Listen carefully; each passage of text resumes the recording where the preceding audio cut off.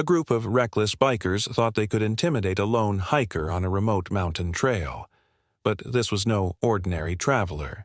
He was a former elite soldier, trained for situations far worse than this. When the confrontation spiraled from taunts into a dangerous standoff, the result was nothing short of shocking. What unfolded wasn't just a fight, but a masterclass in strength, restraint, and control, proving why you never challenge the wrong man, even in the wild. The sun hung low in the sky, casting long golden streaks across the rugged mountain trail. The air was crisp, the scent of pine lingering as the soldier moved along the narrow path, his footsteps steady and controlled. Solitude had been his companion for most of the day, just the sound of boots crunching against loose gravel and the rhythmic pulse of his breath. This was why he came to places like this. Quiet, stillness, no noise, no threats, until he heard them, the low, guttural hum of engines echoing through the trees. At first, the sound blended into the natural wind shifting through the pines, distant enough not to be a concern. But as the minutes passed, the steady drone grew louder, more distinct. Multiple engines, closing in from behind. He didn't turn around immediately. Years of discipline taught him better. Instead, he listened, calculated. 3. No. 4 bikes, moving fast. The trail was narrow, winding high above the valley below with steep drops on either side. Not the kind of place for reckless speed, but these engines weren't just passing through. They were approaching. Attention coiled in his chest. Not fear, but recognition. He had felt it before, on deployments overseas, on missions where silence turned to threat in the space between heartbeats. The engines slowed. Close now. Deliberately close. Still, the soldier didn't react. Not yet. The rain hammered down harder now, drenching the earth as Bishop lunged, his boots tearing into the mud with a surge of violent intent. The soldier saw it all in slow motion, every muscle shift, the slight drop in Bishop's shoulder signaling the angle of his strike, the way his hand flashed toward the blade beneath his jacket instead of leading with his fists. He wasn't here to test limits. He was here to end this. The soldier's body moved instinctively. Years of discipline took over, turning thought into action faster than words could form. A sharp pivot to the left, the wet ground shifting beneath his boots, just enough to avoid the sweeping arc of Bishop's blade as it tore through empty space where his ribs had been a heartbeat before. Bishop's follow-through was powerful but reckless, his balance thrown slightly off as his momentum carried him forward. The soldier seized that brief opening. His left hand shot out, gripping Bishop's knife-wielding wrist with a steel vise, twisting sharply at the joint to break the angle of the attack. Bishop grunted, but he was strong, stronger than most. His free hand lashed out in a brutal backhand strike aimed for the soldier's temple. The blow connected, but the soldier had already shifted his weight, rolling with the impact rather than absorbing the full force. Pain flared across his jaw, sharp but controlled. He had felt worse, much worse. The priority wasn't the pain, it was the blade still trapped in Bishop's grip. The soldier twisted harder. The knife clattered to the ground with a dull metallic clang, lost to the mud. But Bishop didn't retreat. His body twisted with surprising speed, slamming his shoulder into the soldier's chest and driving them both back into the soaked earth with a violent crash. The ground gave, slick and unstable, but the soldier reacted immediately. Control. Redirect. The moment they hit the ground, his legs coiled, shifting his weight to force Bishop's knee wide and destabilize his position. The older man snarled, trying to pin him, but the soldier was already in motion, rolling into a controlled reversal. He twisted sharply, pressing Bishop's arm against his chest while his knee pressed against the man's sternum, forcing his air supply to constrict. Rain pounded harder. Their breath came in ragged bursts, steam rising from the heat of exertion in the cold air. But Bishop wasn't finished. With a guttural growl, he bucked violently, dislodging the pressure enough to break free. The soldier staggered back, rising to his feet in a defensive stance just as Bishop did the same, mud dripping from both of them. Bishop's face was twisted in fury now, his eyes bloodshot and wild. "You think you're better than me?" he spat, his voice echoing across the ridge, almost drowned by the rain. "You're just another tough guy hiding behind tricks. You can't win this." The soldier's voice remained calm, steady, as he adjusted his stance, balanced, precise. "I'm not here to win. I'm here to end this." Bishop charged again, but this time it was sloppier. Anger had taken control. His footwork was off, his balance compromised by rage and the rain-soaked ground beneath them. The soldier stepped inside the attack, parrying the wild punch with a sharp deflection, redirecting Bishop's arm past his body. Before the man could react, the soldier's elbow drove sharply into his ribs, a controlled strike, not enough to break bone, but enough to send a shock of pain deep into his core. Bishop gasped, stumbling back, clutching his side, his face contorted with both pain and disbelief. You're just lucky." He coughed, but his voice faltered. The soldier shook his head. "This isn't luck, it's control, and you lost yours the moment you made this personal." Bishop's face twisted, but there was something else behind the rage now. Uncertainty.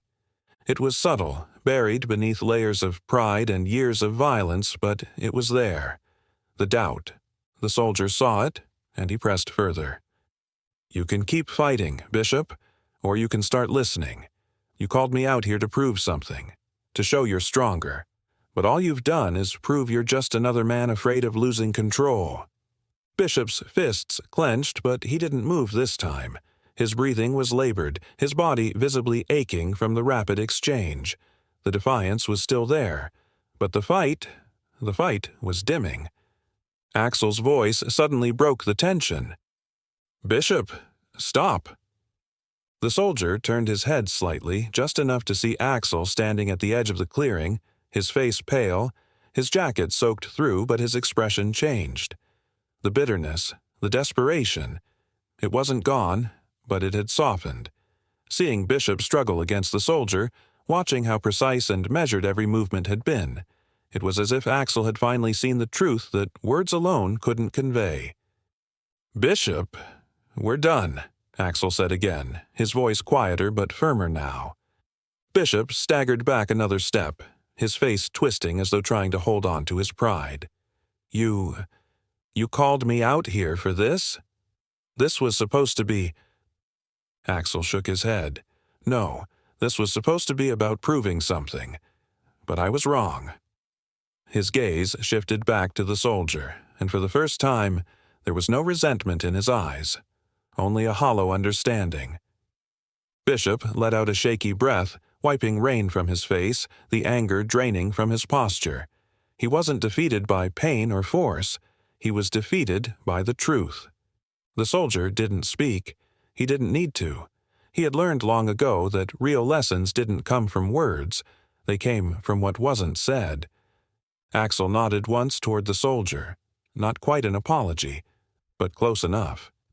Without another word, Bishop turned, limping slightly as he followed Axel back down the ridge, their footsteps disappearing into the mist.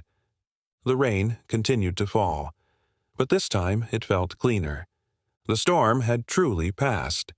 The rain had finally eased, though the damp mist still clung low to the earth, wrapping the mountainside in a pale, gray veil. Water dripped steadily from the overhanging branches, the rhythm soft and steady, blending into the natural sounds of the forest. The storm had broken, but its echoes lingered in the heavy stillness that now blanketed the ridge. The soldier remained where he stood, his breathing steady but deep, the adrenaline fading as the confrontation left behind only the steady ache in his muscles and the weight pressing against his chest. Axel and Bishop were gone now, their footsteps lost to the winding trail below. The tension that had once burned hot between them had finally cooled, but the aftershocks of the fight remained. It wasn't the physical conflict that haunted the soldier now. That had been resolved with clarity, precision, and restraint. What lingered was the deeper battle, the battle of broken pride, of men wrestling not with each other, but with themselves. And in many ways, it wasn't over. Not really. The soldier gazed out across the valley below, the mist slowly retreating, revealing the endless stretch of forest in the distance. The sky had begun to clear, streaks of pale sunlight breaking through the thick cloud cover in thin golden slivers. But even as the world seemed to return to calm, the ache inside him persisted. This wasn't the first time he had stood in a place like this, watching the aftermath of conflict settle into quiet. And he knew it wouldn't be the last. Control. Always control. That was the lesson he had lived by for so long. The foundation of every action, every decision. Control over his body, his mind, his responses. Control had saved lives when chaos would have taken them. But it had also left him haunted. Not by the battles themselves, but by the moments after, when the storm had passed, and he was left standing alone in the silence, wondering if he had truly won anything at all. The confrontation with Axel had been necessary. He knew that. The man's reckless need for dominance, his desperate clinging to a false sense of power, it had needed to be broken before it spiraled further. And yet there was no satisfaction in what had unfolded. The soldier had seen the pain in Axel's face, the realization of just how hollow his strength had become. And that was the part that lingered, because he had felt it before, that same emptiness, that same ache. The memories pressed against him harder now, the past refusing to stay buried. Another mountain, another confrontation. But this one had been on foreign soil, the air dry and bitter with desert heat instead of rain-soaked pine. He remembered the way the sand had felt beneath his boots, the smell of gunpowder still clinging to the air, and the faces. The eyes of men he had faced. Not enemies, but men who had once led with the same desperate hunger for control. The difference was, back then, the outcome had not been so merciful. He had been younger then, less patient, less willing to speak before striking. The confrontation had ended not with words, but with finality, and the consequences had followed him ever since. He could still see the faces of those men, the regret in their eyes just before the fight had ended. And he had carried those moments, those regrets, with him every day since. That was why he had shown restraint with Axel, not because he was weak, not because he feared losing, but because he had learned that true strength wasn't found in breaking another man. It was found in stopping him from breaking himself. And Axel, despite everything, had been given the choice to walk away with his dignity. Whether or not he truly understood that yet wasn't the soldier's burden to carry. The wind shifted, colder now, pulling the mist further away to reveal the path stretching downward. The confrontation was over, yet the tension hadn't fully left his body. His pulse was steady now, but the ache in his chest remained. Control could keep a man safe. It could protect lives, but it could also become a prison, one built from scars that never fully healed. He knelt slowly, his fingers brushing against the damp earth where the fight had taken place. The ground was scarred, disturbed by the weight of conflict. Mud churned from boot prints, the faint indentation where Bishop had fallen. But just like the storm, those marks would fade. Nature would reclaim the earth. The evidence would disappear. But the memory would linger. Rising once more, the soldier adjusted the strap of his pack and began moving. The trail wound downward now, the scent of wet pine stronger as the rain continued to ease. He walked without urgency, letting the forest surround him, the quiet pressing closer with every step. But the silence wasn't empty. It was reflective, heavy with unspoken truths. Axel had left the mountain a different man than when he arrived, but the soldier knew that change wouldn't be permanent, not yet. Wounds like that didn't heal overnight. Pride, once broken, could either lead to growth or to deeper resentment. And men like Axel walked a razor's edge between the two. But that wasn't his burden to carry anymore. He had done what was necessary. The rain finally stopped completely, the mist lifting from the valley below, revealing the vast expanse of untouched wilderness stretching far beyond the ridge. And as he continued moving forward, the ache in his chest didn't disappear, but it felt lighter, less consuming. The storm had passed, but the lesson would remain. The mountain was quiet now. The rain had finally ceased, leaving behind the scent of damp earth and pine as mist drifted lazily through the thinning forest. Each footstep the soldier took was measured, the ground soft beneath his boots, absorbing the weight of his movement in a way that felt heavier than it should have. The confrontation had ended. Axel was gone. Bishop, too. But the silence they left behind was not the kind that brought closure. It was the kind that lingered like the final note of a song, echoing long after the sound had faded. The trail wound downward, narrowing as it curved along the mountainside, the fog peeling back to reveal the distant valley below. The sky, once smothered by storm clouds, had begun to soften, streaks of pale sunlight breaking through the cracks in the gray, casting faint golden light across the forest floor. It should have felt peaceful. It should have felt like the aftermath of victory. But peace felt distant, just out of reach. The soldier knew why. He wasn't finished. Not really. The battle with Axel had been a clash of wills, but the deeper fight, the one beneath the surface, had been against something older, heavier.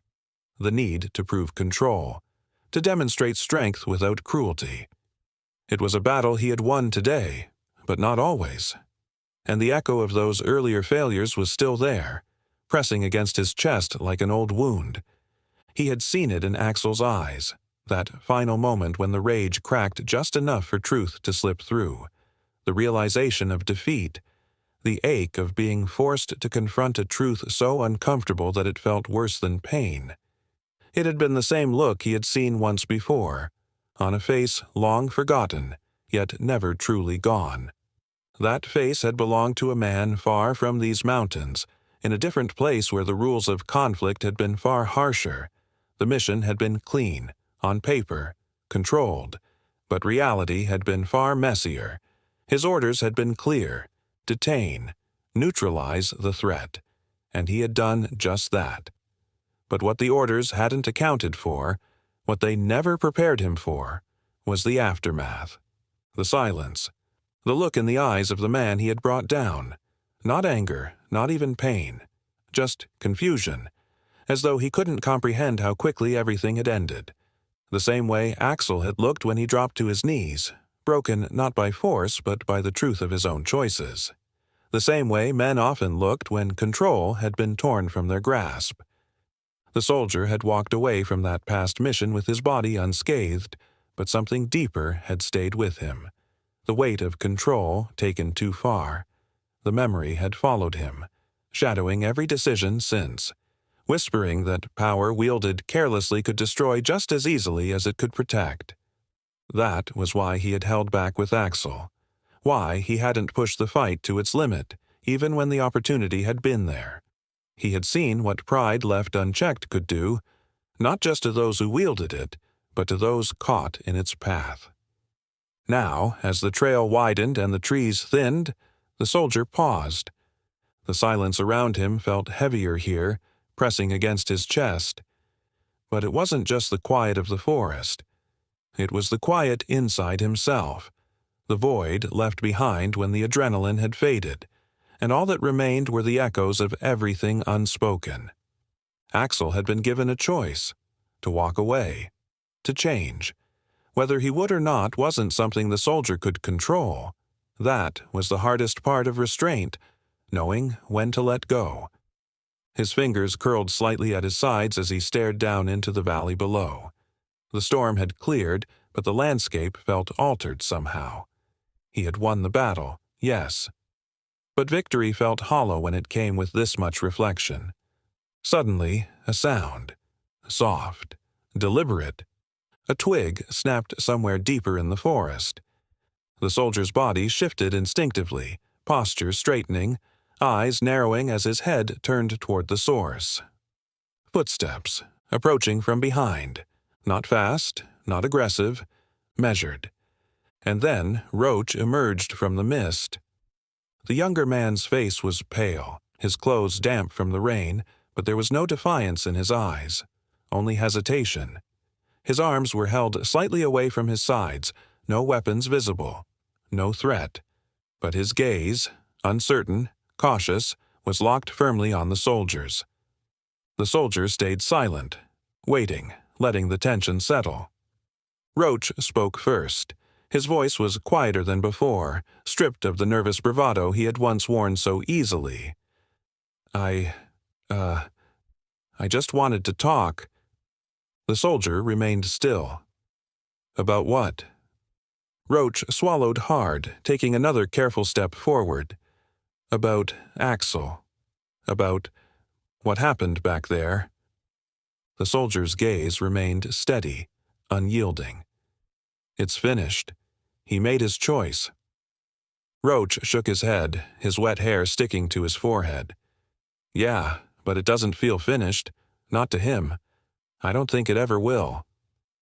The soldier's eyes narrowed slightly. "What are you saying?" Roach exhaled shakily, his hands clenching at his sides as though he was struggling to find the right words. You didn't break him, man. You showed him the truth, yeah. But Axel, he's the kind of guy who doesn't know what to do when he can't be in charge. That's dangerous. For him, for everyone." The soldier nodded slowly, processing the words carefully. "He has a choice. We all do." Roach shook his head, voice cracking. "You don't get it. It's not just pride with him anymore. It's personal now. And personal fights. They don't just end. Not like this." Silence hung between them, the weight of the truth pressing down. The soldier knew Roach was right. Men like Axel didn't forget lessons taught the hard way.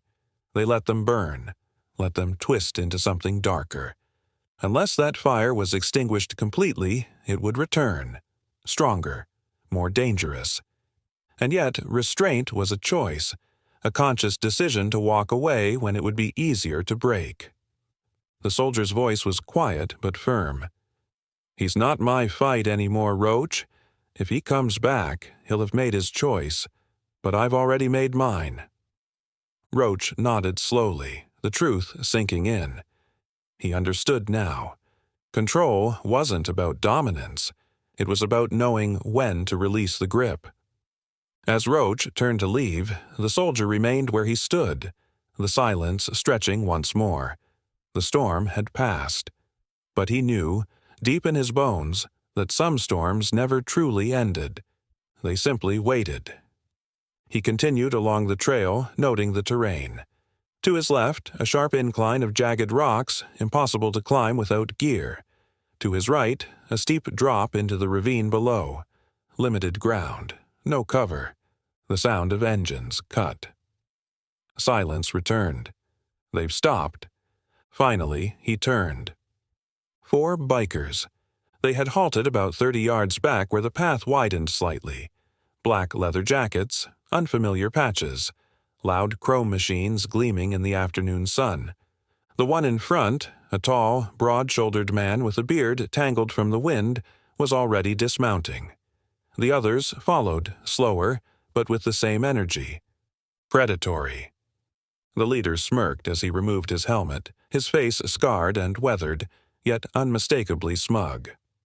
"Hey, hiker," he called out, voice carrying across the narrow trail.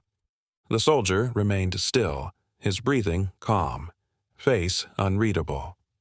"Trail's a little tight for both of us," the leader continued, his grin widening. "But you could be polite and let us pass." The soldier's gaze held steady, scanning. No immediate weapons visible, but that didn't mean they weren't there. The way the leader stood, dominant, slightly forward, told the real story. This wasn't about passing. This was about control. "I'm already moving forward," the soldier replied evenly. The leader's grin faltered. "Yeah? You see, we like this spot. We were thinking of stopping here for a while. Maybe you should head back. Looks safer that way."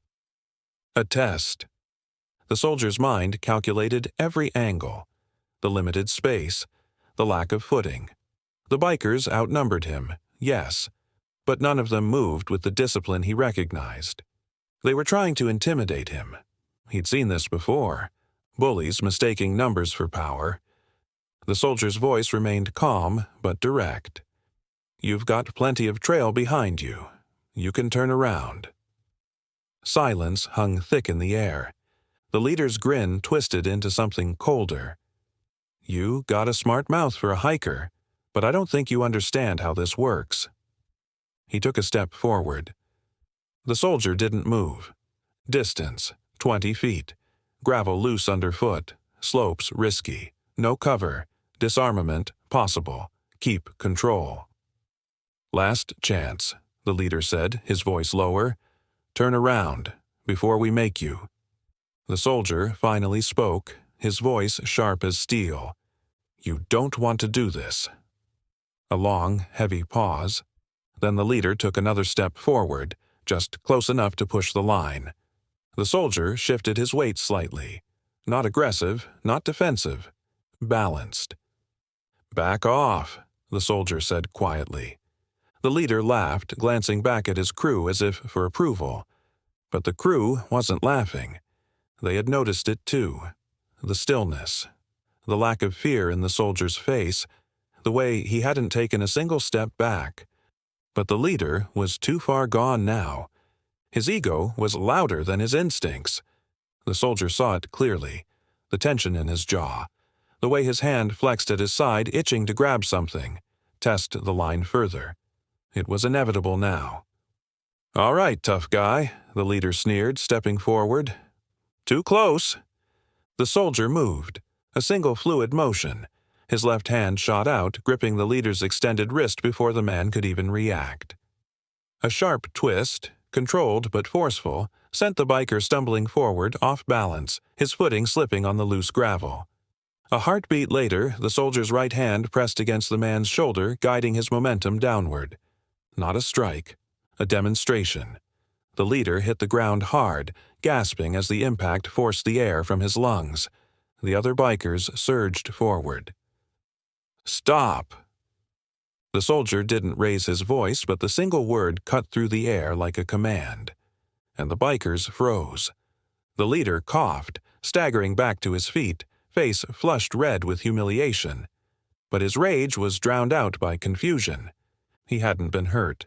He'd been handled. The soldier's gaze swept over the group, voice steady. "You can still walk away, but next time." His eyes locked on the leader. "I won't be so gentle." The message was clear. But was it enough? The leader, still gasping from the sudden takedown, staggered back to his feet, wiping dirt from his jeans with trembling hands. His eyes burned with humiliation. But it wasn't just pain searing through him. It was the realization he had been bested, in front of his entire crew. But men like him didn't process defeat as a lesson. They processed it as a challenge. The other three bikers exchanged uncertain glances, clearly questioning what they had just witnessed. Their leader, so easily dropped without a single strike thrown. The soldier hadn't even raised his voice. But pride was louder than reason. The leader's face twisted into a bitter snarl. "You think that makes you tough, huh?" His voice cracked slightly, but he masked it with anger. "You got lucky." The soldier's gaze remained calm, unwavering. "I gave you an option. You're choosing the wrong one." He could see it. Ego pushing the man further, the need to regain dominance clouding his judgment. 4 against 1. No weapons drawn. But intent is shifting. The others are waiting for a cue. One wrong move. The leader's fist clenched, his breathing steadied, the facade of control slipping. A step forward. The soldier shifted his stance slightly, centered, balanced. But he didn't react beyond that. Not yet. "Back down," the soldier said, voice lower now, commanding, but calm. The second biker, a younger man with a shaved head and a scar running along his cheek, finally broke the silence. "Come on, Axel, let it go, man. We don't need this." Axel. The soldier now had a name, and from the way his crew spoke, Axel's leadership was already hanging by a thread. But the words only seemed to fuel Axel's rage further. "You shut your mouth, Roach," Axel snapped, glaring at the younger man. "This punk thinks he can embarrass me. I'll handle it." The soldier exhaled quietly. It's already too far gone. Axel lunged. Fast, sloppy. A right hook aimed wild for the soldier's head, but the soldier had seen it coming before Axel even moved. Sidestep. Pivot. Redirect. Axel's punch sailed through empty air as the soldier shifted his weight, guiding the momentum past him. His forearm met Axel's, controlling the strike mid-swing before driving a sharp palm into his shoulder. Axel spun with the impact, losing his footing once again, but the soldier didn't press. No unnecessary violence, no show of dominance. Control. Axel staggered, cursing under his breath as he caught himself on the rocky edge of the trail. The second biker, Roach, took a step forward. Not aggressive, concerned. "Dude, you're done. Just let it go, man. You're making it worse." But Axel's pride was already past reason. "Stay back," Axel barked, regaining his balance. His hand shot toward his belt, yanking free a folding knife. The shift had arrived. The soldier's eyes narrowed. Knife fights were different, faster, deadlier, and Axel was already desperate. The blade flicked open with a metallic click, gleaming under the fading sunlight. "You want to keep playing tough guy?" Axel growled, circling slowly now. "Let's see how tough you are." The soldier didn't step back. Instead, his voice dropped lower, firmer. "Think, Axel. You're standing on loose gravel. One wrong move and that blade's gonna cut you more than me." The logic hit him for half a second too late. Axel lunged again. A thrust, reckless and direct. Redirect, disarm, end it. The soldier stepped into the attack, his left hand deflecting Axel's wrist, guiding the blade away from his body. At the same moment, his right hand locked onto Axel's forearm, twisting sharply but controlled, painful enough to break grip, but not break bone. The knife clattered to the ground. Axel dropped to his knees, clutching his wrist in pain. The soldier didn't move, didn't press. He simply stood there, eyes steady, voice calm. "This fight is over. Walk away." The other bikers were frozen. Roach, clearly shaken, nodded slowly. "He's right, Axel. Let's just go." But Axel wasn't listening anymore. Defeat had bloomed into something uglier. Humiliation. Breathing hard, he staggered to his feet again, face red, trembling with rage. I'm not scared of you." The soldier tilted his head slightly. "This was never about fear. It's about respect. And you just lost it all." Axel's face contorted, but the words struck deep. The soldier could see it, the cracks forming beneath the anger, the shame taking root. The final blow. "Take your crew. Go back down the mountain. This ends here." A long, heavy silence. And then, finally, Axel turned away. The fight was over. For now. The sun dipped lower behind the treetops as the bikers mounted their motorcycles in silence. No parting threats, no more challenges. But the soldier wasn't naive. Axel wasn't finished. He had retreated, yes, but men like him didn't forget. They regrouped. They came back. And when they did, they were more dangerous. The soldier resumed his hike, the scent of pine lingering as he moved deeper into the mountains. But now, his focus had shifted, not just on the path ahead, but on the storm he knew was coming. The sun dipped lower behind the treetops, casting long shadows across the rugged trail as the soldier continued his hike. His pace remained steady, controlled, but his mind hadn't left the confrontation with Axel and his gang. The quiet after confrontation was always deceptive. It wasn't peace. It was the space where consequences began to form. He had given Axel the opportunity to leave with dignity. No broken bones. No unnecessary violence. A clear warning. But men like Axel rarely took warnings as wisdom. They took them as wounds. And wounds festered. The trail narrowed ahead, the ground shifting into loose stone that crunched faintly beneath his boots. To his right, a sharp drop fell into a steep ravine where mist clung low over jagged rocks.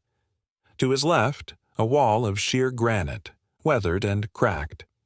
Limited ground. It was the kind of terrain that made recovery from a fall near impossible, and, more importantly, it was the perfect place for an ambush. The soldier's steps slowed, his focus sharpening. No sounds, no engines, but he knew better than to assume safety. Half a mile deeper into the climb, he found the first sign. A single cigarette butt. Fresh. Still warm. Someone had been here. Recently. The soldier knelt, examining the disturbed gravel. Footprints. Heavy. At least 2 sets. They've circled back. He exhaled slowly, rising back to his full height, scanning the tree line. Still nothing visible. But he could feel it now. The tension. They were watching. Waiting. And they'd made a critical mistake. He pressed forward, calm and unhurried, making sure his movement stayed natural. Control. Always control. The trail twisted into a sharper incline, forcing him toward a natural choke point where the granite wall pressed closer. Limited footing, no cover. He paused. A shift in the wind. A crunch of loose rock. There. It happened fast. A figure burst from the tree line above. Roach, the younger biker, moving fast but reckless. His boots slid slightly on the unstable ground as he came in wide, attempting to grab hold of the soldier's pack from behind. The soldier pivoted. Redirect, isolate, control. A precise sidestep shifted Roach off balance. Before he could react, the soldier gripped his outstretched arm, using the man's momentum against him. Roach hit the ground hard, landing in the loose gravel with a heavy grunt, coughing as the wind was knocked from his lungs. The soldier didn't press. "Stay down," he commanded firmly. But Roach wasn't alone. A second figure emerged from the tree line, one of the other bikers, taller, heavier, with a rusted tire iron clenched in his hand. No hesitation this time. The man swung, hard, but the soldier had already calculated the distance. He shifted, raising his forearm to block while his other hand deflected the strike, redirecting the swing harmlessly past his shoulder. The tire iron hit the stone wall with a metallic clang, jarring the biker's grip. Counter, control, disarm. The soldier swept his leg under the biker's stance, knocking him off balance. The tire iron clattered to the ground as the man landed with a hard thud. But even as he fell, the soldier heard the sound. The engine. Axel! Charging up the trail on his bike, gravel spraying behind him as he closed the gap fast. He wasn't alone. The fourth biker rode just behind, the echo of twin engines filling the narrow space. The soldier could have run. He could have retreated down the slope, but retreat meant sacrificing ground. And control wasn't about running, it was about ending. Axel's bike skidded to a stop just feet away. He dismounted, helmet off, face flushed red with a mix of rage and adrenaline. The second biker followed, cutting the engine but staying back. Axel's voice rang out. "You really think you're untouchable, huh?" The soldier stood tall, unmoving. "You're making a mistake, Axel." Axel sneered, pacing slightly now, circling. "You embarrassed me. You put your hands on my crew. You think that just goes away?" The soldier's gaze stayed locked on him. "You attacked first. I gave you the chance to leave, and I'm giving you one more." Axel's lip curled. "No, soldier, you don't get to give me anything. This is how it works now." The second biker stepped forward, hesitant. "Axel, maybe we should—" "Quiet," Axel snapped, cutting him off. The tension spiked. The soldier saw it, Axel's pride spiraling further out of control. The way his hand kept twitching near his belt, searching for something. Weapon? No. Desperation? Yes. Axel took a step closer, voice lowering. "You're not walking away this time." The soldier didn't flinch. "I already have." Axel blinked, confused. The soldier gestured subtly toward Roach and the other biker still on the ground, both groaning, injured but unharmed. "No one's broken, no one's bleeding. I already won." Axel's face twisted in disbelief. His control was slipping. "You haven't won anything." The soldier took a final step forward, closing the distance enough that Axel had to look him in the eye. "Yes, I have. Because you're still here, talking, not fighting." Axel's jaw tightened. The truth hit harder than any strike. And then the soldier delivered the final blow, not with fists, but with words. "You brought your whole crew here to prove you're a leader, but all they see is a man who can't back down." Silence. No one moved. Axel's face drained of color, his breathing ragged. And then the second biker backed away. Roach followed, wincing but nodding. One by one, they began retreating, until only Axel remained. Alone. Defeated. The soldier turned his back on him, voice calm as he continued up the trail. "You've got a choice, Axel. Keep chasing this, or finally let it go." Axel didn't answer, but this time, he didn't follow. The fight was over. For now. The wind howled softly through the mountain pass, carrying the scent of damp earth as the soldier pressed onward. The narrow trail wound higher now, each step taking him deeper into the wilderness where the sound of the confrontation with Axel had long since faded. But the tension remained. He had defused the situation, temporarily. Yet experience taught him the hard way. Men like Axel didn't learn easily. The wound to his pride was too deep, too public. This wasn't over. Not yet. The trail steepened, the rugged terrain pressing him closer to the cliffside. Loose gravel crunched beneath his boots, and the sheer drop to his right fell hundreds of feet into the mist below. The perfect place for a man to be followed. He felt it before he heard it. The shift in the wind. The faint scuff of boots on rock behind him, far back but closing. "They're trailing me." The soldier kept moving, adjusting his pace, not running, not provoking, just waiting. Minutes passed. The sound remained. Footsteps, then silence, then again. 2, maybe 3. The soldier reached a bend in the trail where the path narrowed to a bottleneck, a natural choke point. One way forward, one way back. A place where tactical advantage could shift instantly. So he stopped. The wind pressed colder against his face as he turned. The fog shifted, and then they emerged. Roach, the second biker, and a third he hadn't seen before, a lean, wiry figure with a snake tattoo curling along his neck. Not Axel, but a message. Roach hesitated, hands raised slightly, not aggressive. The second biker lingered behind, uneasy but clearly out of his depth. The third one, the tattooed man, was the threat. The soldier could see it in his eyes, calculating, waiting for a cue. Roach cleared his throat. "Look, Axel sent us.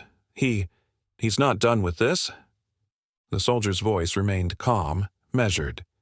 "I gave him a choice. He didn't take it."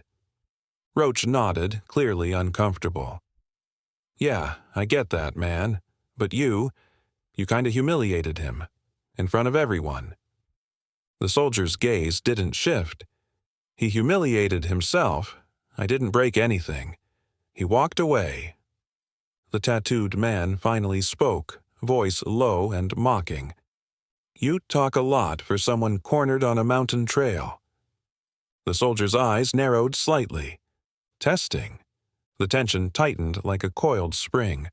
The soldier could feel it, the way Roach's breathing hitched, the way the third man kept flexing his hands, itching for an excuse. He'd seen this dance before. The threat wasn't Roach. It was the one pretending to stay calm. The soldier's voice dropped. "You have 2 choices. Turn around, or learn the hard way." The tattooed man sneered.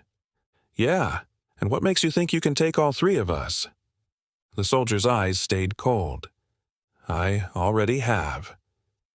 The third man moved first. A sudden step forward, hands flashing toward his belt. The soldier reacted instantly. Redirect, disarm, neutralize. A sidestep. His right hand clamped the attacker's wrist mid-draw, twisting hard as the blade clattered to the ground. Before the man could recover, the soldier shifted his grip, twisting the arm behind his back and pressing him face first into the rock wall. Controlled force, enough to subdue, not destroy. The third man gasped, the fight draining from him as the soldier spoke softly. "I told you. Walk away." Roach had already backed off, his hands trembling. The second biker was frozen, visibly shaken, but the soldier didn't release the third man yet. He pressed his knee slightly into his back, ensuring control. "Go back to Axel," he said quietly, voice calm but sharp. "Tell him this ends here. No more threats. No more following." The man nodded weakly, wincing. The soldier released his grip and stepped back. Roach nodded, grabbing the third man's arm to help him up. We get it," Roach stammered. "This was a mistake."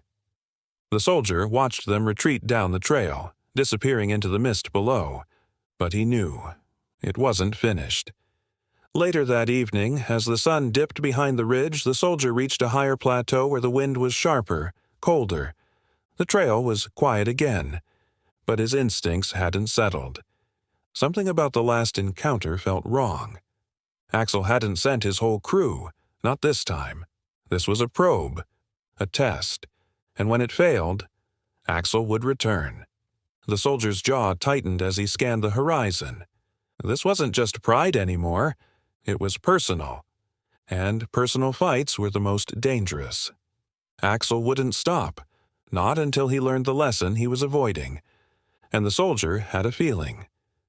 That lesson was coming soon.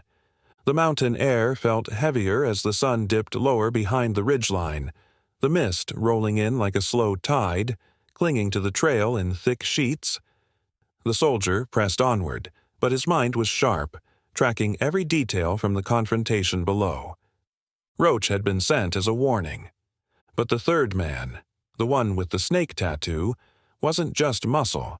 He had been testing, gauging the soldier's reactions, probing his skill. And that meant Axel wasn't finished.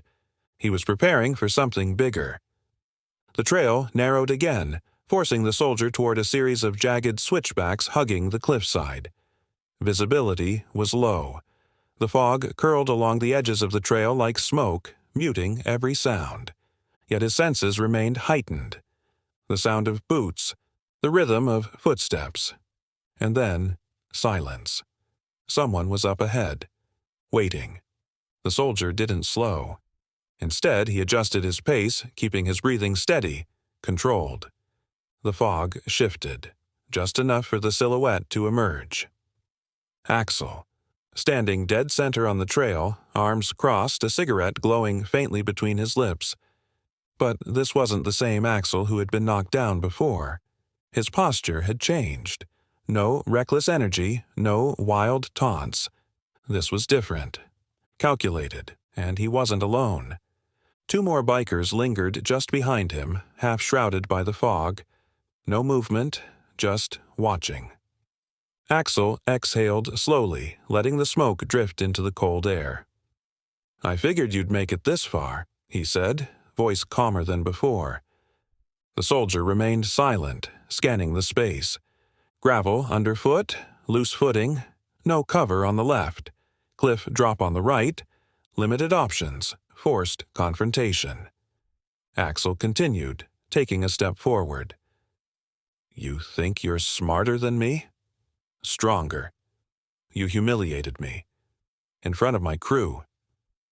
The soldier's voice was calm but direct. "You humiliated yourself, Axel. I gave you the chance to walk away. You're making the wrong choice again." Axel's face twisted. "Wrong? I brought you here, didn't I? You kept walking deeper into my trail. You think you're calling the shots out here? This is my ground, my rules." The soldier remained motionless. His body language didn't shift, but inside, he was already preparing. Distance, 10 feet. Axel's weight shifted. Right side dominant. Knife visible under jacket flap. Backup, 2 bikers. Minimal threat if isolated. The soldier took a slow step forward. "You don't have to do this, Axel." Axel's lips curled into a sneer. "You keep saying that, like you're above me. But here's the thing." He reached for the knife. The soldier moved. Axel's blade cleared the sheath, but the soldier had already closed the gap. Sidestep. Control the wrist. Lock. Axel grunted as his arm was twisted, the knife wrenched from his grip and flung harmlessly into the gravel. A second later, the soldier shifted, pressing his shoulder into Axel's chest and driving him back against the cliffside rock, pinning him. "Enough!" The 2 bikers behind him moved, but the soldier's gaze snapped toward them. They froze. His grip tightened on Axel's wrist just enough to make the point. "Don't." The command wasn't loud. It didn't need to be. The bikers hesitated. No weapons drawn, no sudden moves. They weren't ready. And Axel? Axel was breathing hard now, red-faced, struggling against the pressure but unable to break free. The soldier leaned closer, voice low but unshakable. "You're not a leader, Axel. You're a bully trying to prove something to men who don't respect you." Axel's lips parted, face twisted with defiance. But there was no comeback this time. The truth was cutting deeper than the pain. The soldier released him. Axel staggered but didn't fall. He looked back at his men, searching for support. But they were already stepping back. The silence stretched painfully long. The soldier spoke again, voice calm but commanding. "This is your last chance, Axel. Call your men back, walk away, or this doesn't end with bruises next time."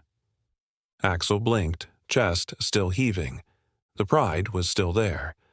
But now, so was the fear. The soldier saw it clearly. The question wasn't whether Axel could fight back. It was whether he would. And finally, Axel took a step back, then another. The other bikers followed, casting unsure glances as they retreated down the path. No words, no threats, just defeat. The fog lingered as the soldier watched them vanish around the bend, the echoes of their footsteps fading into silence. But this time, there was no satisfaction. Because Axel had retreated. But men like him didn't forget. They plotted. They returned. And next time, they wouldn't come unprepared. The soldier continued onward, his focus shifting back to the trail ahead. He had done what was necessary. For now. But the mountain wasn't the only thing rising. A storm was coming, and the next confrontation wouldn't be as merciful. The fog hung thicker now as the trail wound sharply downward, twisting through jagged rock formations and unstable ground. The confrontation with Axel was behind him, but the tension hadn't left the soldier's chest. His instincts stayed sharp, alert, because retreat didn't mean surrender. Axel hadn't been broken, just beaten. And men like Axel, they came back, always. The trail narrowed, forcing the soldier to descend carefully along loose gravel where one wrong step could mean a 100-foot fall. The air was colder now, damp with the promise of rain. No sounds, but he knew better than to trust the quiet. Something was still off. Halfway down the descent he noticed it. A scuffed boot print. Not his. Fresh. They're still following. His mind worked the calculations quickly. Axel's retreat wasn't complete. He's circling back, looking for a vulnerable point.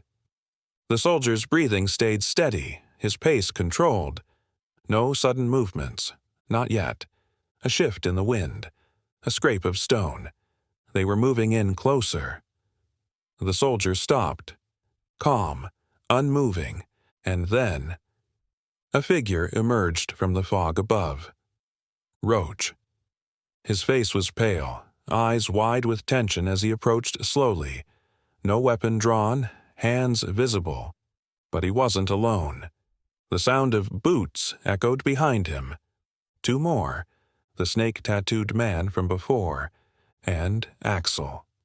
The soldier stayed silent, watching as they approached, feeling the tension coil tighter. This wasn't an ambush.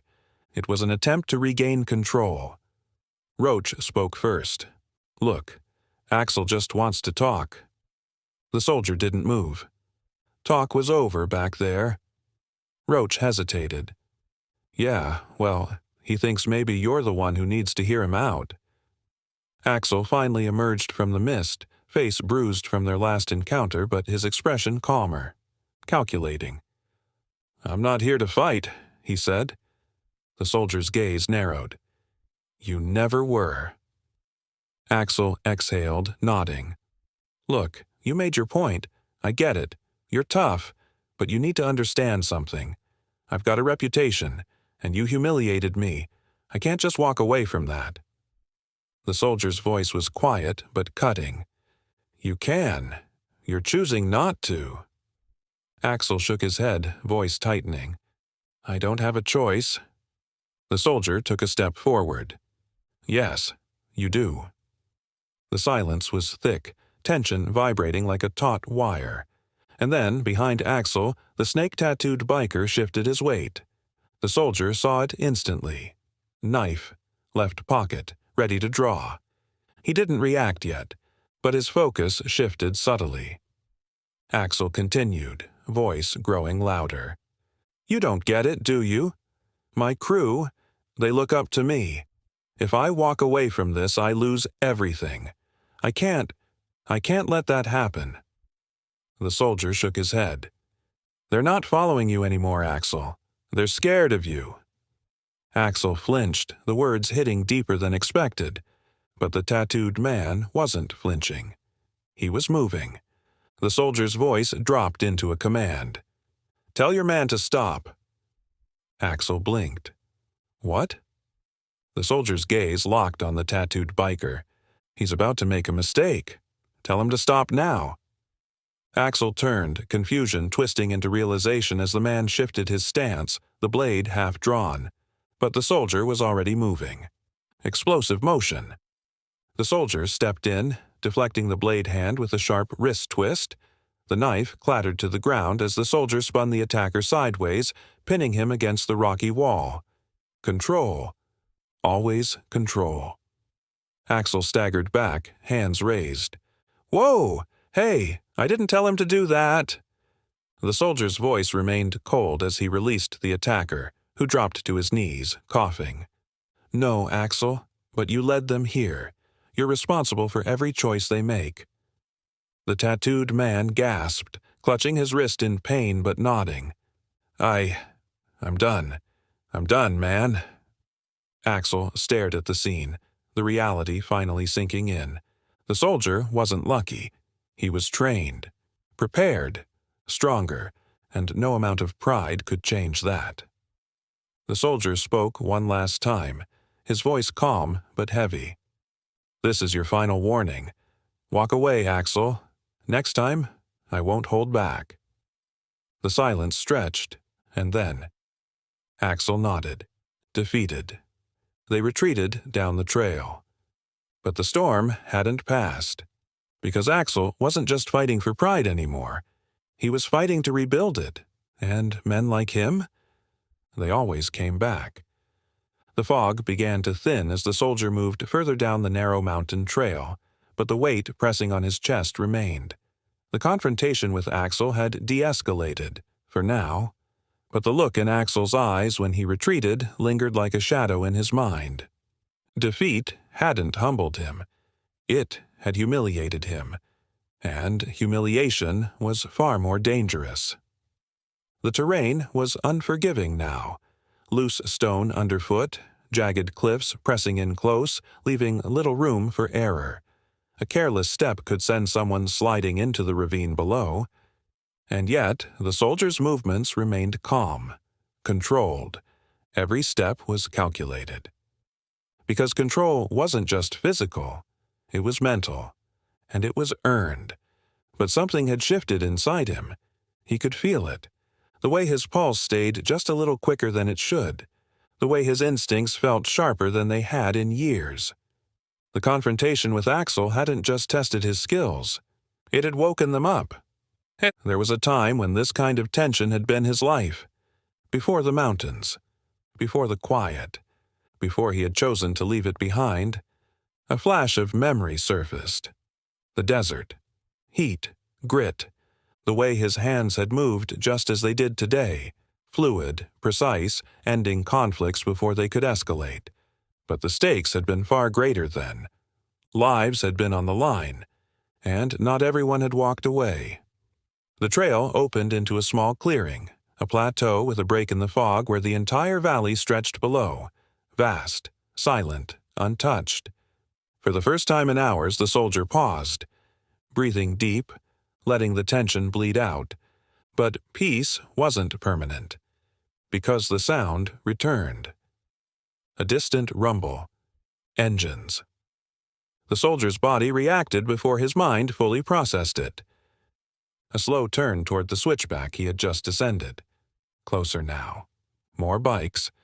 Axel hadn't quit. He'd regrouped. And this time, he wasn't testing. He was coming back for control. The soldier adjusted his stance. This was different now. The first confrontation had been a test of dominance. Now, it was personal. The sound grew louder. 3 bikes. No, 4. They appeared through the thinning fog like phantoms. Axel at the front, face set with grim determination. Behind him, Roach, still uncertain but following orders. The snake-tattooed biker, face twisted in anger, a bandaged wrist where the soldier had disarmed him before. And a 4th. Someone new, bigger, heavier. A man who didn't just look like muscle, he was muscle.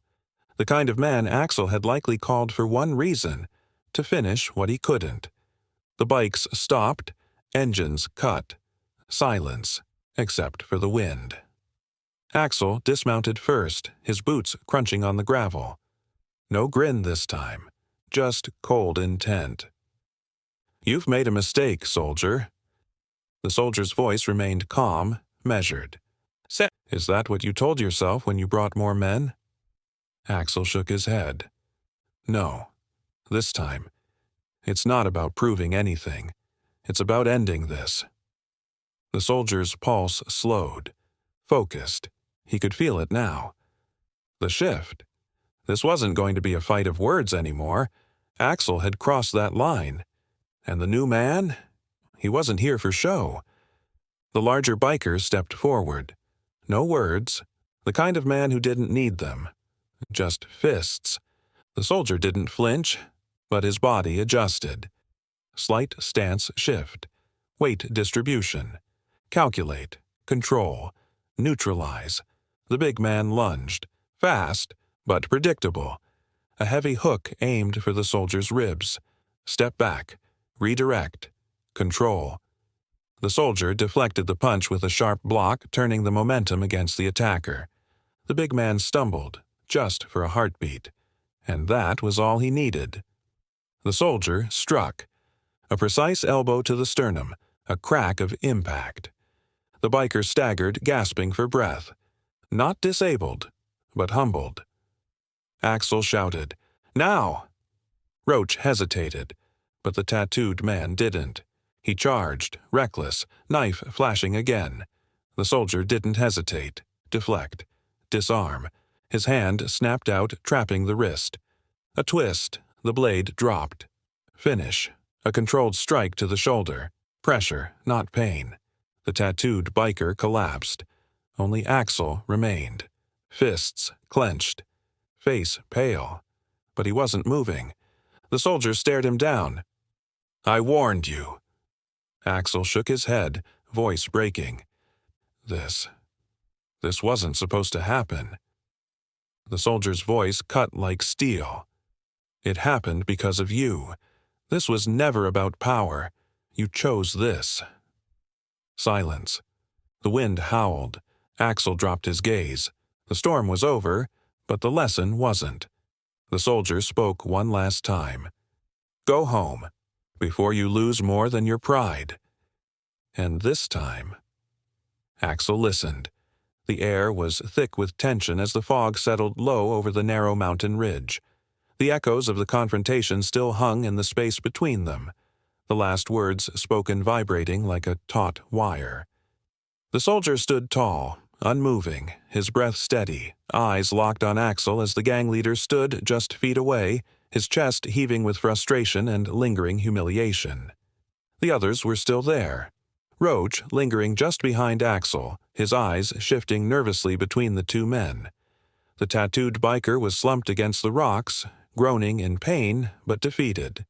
And the larger, heavier man, the one Axel had brought for muscle, was kneeling, clutching his chest where the soldier had driven the strike. But Axel wasn't broken yet. His pride wouldn't allow it. The soldier could see it, the struggle beneath the rage. Axel's face was pale, his lips slightly parted as though searching for words, for something to reclaim control of the situation. But control had slipped from his grasp the moment he had drawn weapons and been disarmed. Still, the fight wasn't over. Not completely. The soldier knew this wasn't just a physical confrontation anymore. Axel was fighting for something deeper now. Identity. Control. A desperate attempt to prove he was still in charge, even when the evidence told a different story. Axel finally spoke, his voice tight, cracking. You think you're better than me? Think you can just walk in and make me look weak in front of my men? The soldier's gaze remained calm, unwavering. You made yourself look weak, Axel. I didn't force you to start this. I gave you every chance to walk away. You chose this. Now, you get to choose how it ends. Axel's face twisted, but he took half a step back, glancing at his fallen men. For a brief moment, reason seemed to flicker behind his eyes, the weight of the confrontation pressing heavier on his shoulders. But pride was a stubborn beast, and Axel wasn't ready to let it go. The fog drifted heavier, curling around the ridge like a living thing, swallowing the valley below. It felt as though the entire mountain was holding its breath, waiting for someone to make the next move. The wind howled, whispering through the jagged rock face with a hollow cry that seemed to echo Axel's struggle. The soldier broke the silence, his voice calm but commanding. Look at your men, Axel. Look at yourself. What are you really fighting for? Respect? Fear? Because all I see right now is a man who's losing both. Axel flinched, his hands balled into fists, trembling at his sides. You don't know a damn thing about me. The soldier took a slow step closer, deliberate, controlled. I know exactly who you are. I've seen men like you before, leading with fear because you're too scared to face the truth. There's nothing behind it but weakness. Axel's face twisted with fury, his entire body tensing as though he were ready to strike again. But he didn't. Not yet. The soldier continued, voice unwavering. You keep chasing control, Axel. But real strength isn't found in how many men follow you. It's found in knowing when to stop. This isn't strength. This is desperation. The words hit harder than any strike. Axel's breathing hitched, his gaze flicking down toward the gravel beneath his boots. The soldier could see it, the truth cutting through the bravado, breaking through the walls Axel had built around himself for so long. And yet, Axel's pride wouldn't release its grip. His head snapped up again, eyes burning with renewed defiance. You don't get to tell me how to lead. I built this crew from nothing. They listen to me because they know I'm strong. The soldier shook his head slowly. No, they follow you because they're afraid. But fear doesn't last, Axel. Fear turns to doubt, and doubt turns to betrayal. The fog shifted once more. A deeper silence fell over the ridge, and then the breaking point came. Roach finally spoke, voice soft but clear. He's right, Axel. Look at us, man. We're done. This isn't what we signed up for. Axel's head snapped toward Roach, his face contorting with disbelief. What? You're siding with him now? Roach swallowed hard, stepping back slightly, his voice trembling but steady. "I'm not siding with anyone. I'm tired, Axel. This was never supposed to be like this." The moment stretched painfully long, the echo of Roach's words lingering between them all. The other bikers remained silent, watching, waiting for Axel's response. The soldier didn't speak. He had already said what needed to be said. And finally, Axel's shoulders sagged, his fists unclenched. The rage dimmed, leaving behind only exhaustion. For the first time since this entire confrontation began, Axel looked lost. He took a slow, shaky breath, and when he spoke, his voice was quieter, defeated. I didn't mean for it to get like this." The soldier nodded, stepping back just slightly. "Then it's time to end it. You don't need to prove anything to me, or to them. Just let it go." Axel stood there for a moment longer, silent, processing. The mountain wind stirred the fog once more, the echo of the confrontation fading into the mist. And then, with a final nod, he turned away, motioning for his crew to follow. The bikers hesitated but followed their leader, disappearing back down the narrow path. Roach lingered for just a heartbeat longer, meeting the soldier's eyes with something closer to respect than fear. Then he too turned and left. The soldier remained standing there long after the sound of engines had faded. The fog curled around the ridge, thick and heavy, but the tension had lifted. This time it felt like peace. But the soldier knew the truth. Men like Axel didn't change overnight. He had given them a lesson, shown them strength through control. But whether they truly learned, that was another story. And as the wind howled once more, carrying the last echoes of the confrontation down the mountainside, the soldier turned and continued his climb, knowing the storm wasn't truly over. It never was. The mountain was silent again. Not the calm of peace, but the kind of stillness that lingers when danger has retreated, momentarily. The soldier moved carefully along the narrow ridge, his footsteps steady despite the unstable terrain beneath him. The fog was beginning to thin, revealing the vast drop below where jagged rocks waited silently for any misstep. His mind remained sharp, alert. The confrontation with Axel wasn't finished. He could feel it. Axel had retreated, but retreat wasn't surrender. It was recalculating. The trail curved into a tighter pass, pressing him closer to the cliff's edge. Loose gravel shifted beneath his boots, making every step deliberate. This wasn't just about balance anymore. It was about readiness. Readiness for what he knew was coming next. The trail above offered a vantage point, and as the fog continued to break, he saw it clearly. Figures. Axel. Roach. The snake-tattooed biker. And two others he hadn't seen before. 5. No longer a test. Now a threat. They hadn't seen him yet, but they weren't here for a conversation. The way they moved, clustered, scanning the switchbacks below, told him everything he needed to know. Axel was circling back for control, and this time he wasn't leaving without a win. The soldier exhaled slowly, assessing the ground ahead. Options were limited. The path narrowed into an even tighter space ahead, forcing him closer to the cliffside with no cover. But the advantage wasn't just about the ground. It was about mindset, and Axel had already lost control.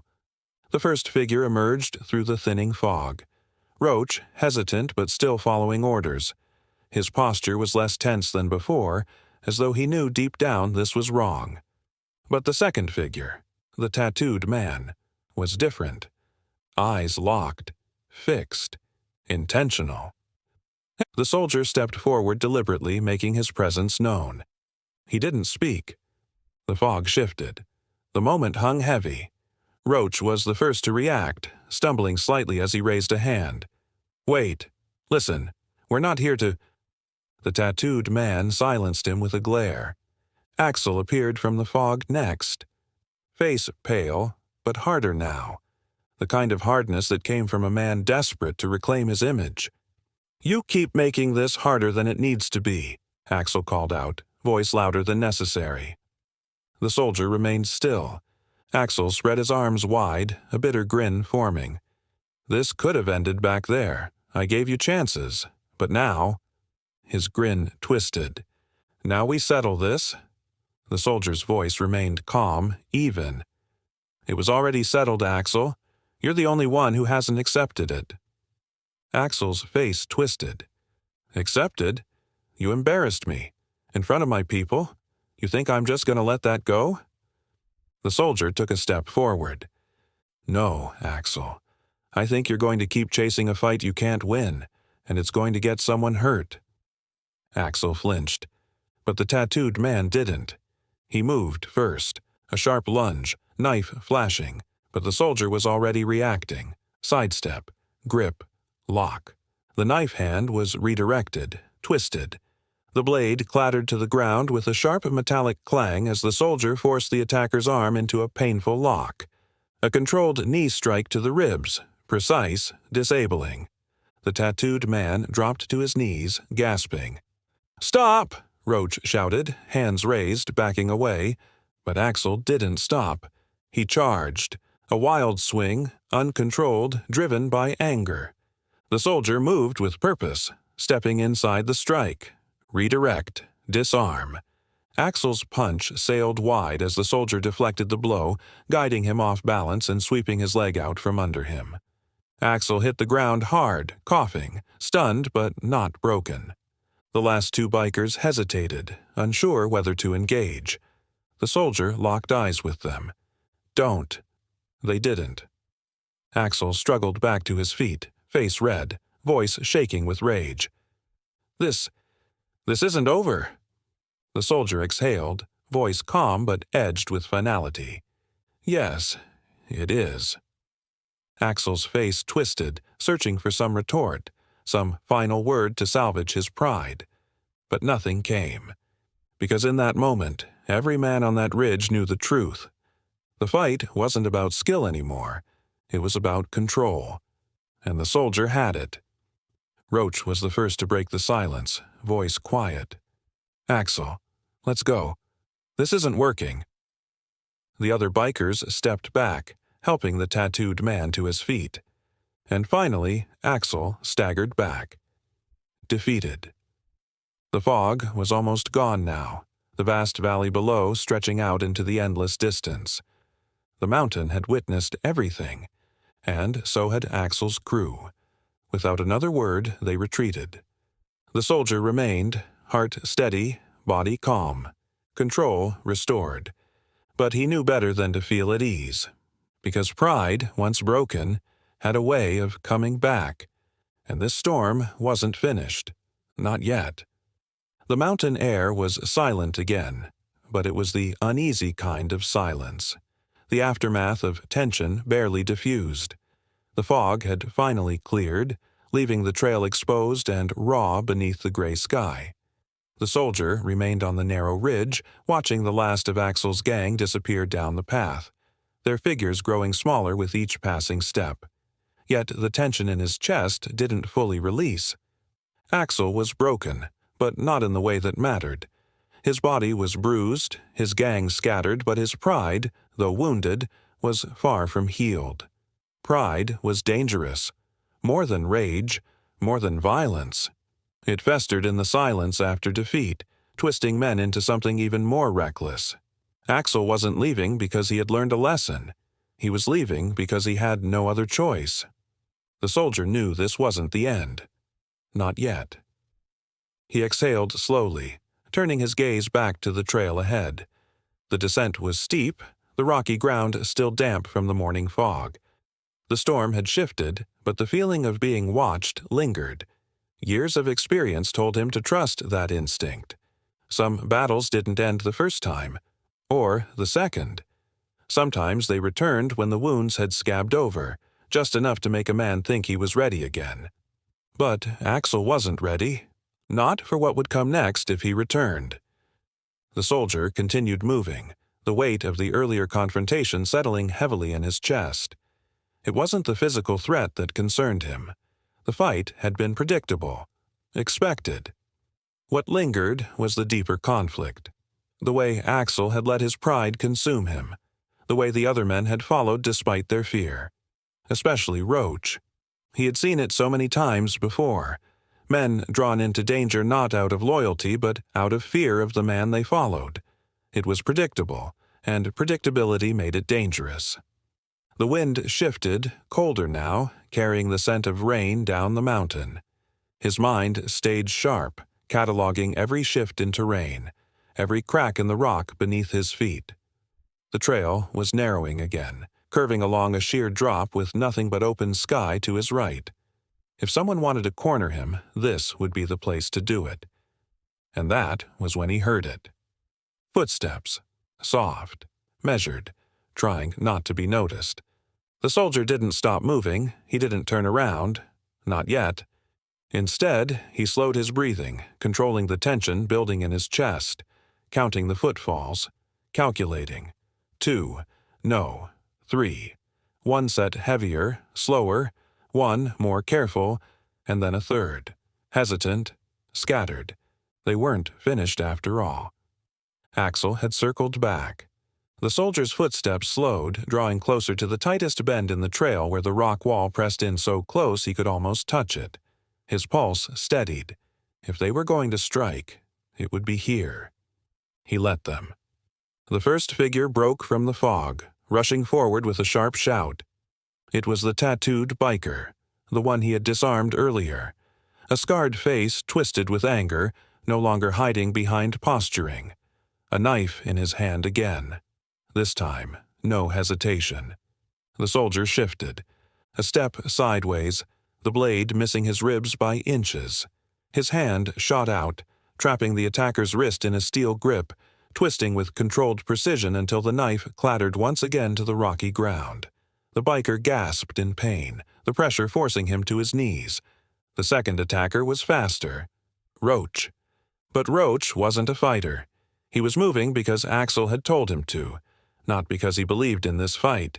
His punch was wide, poorly balanced.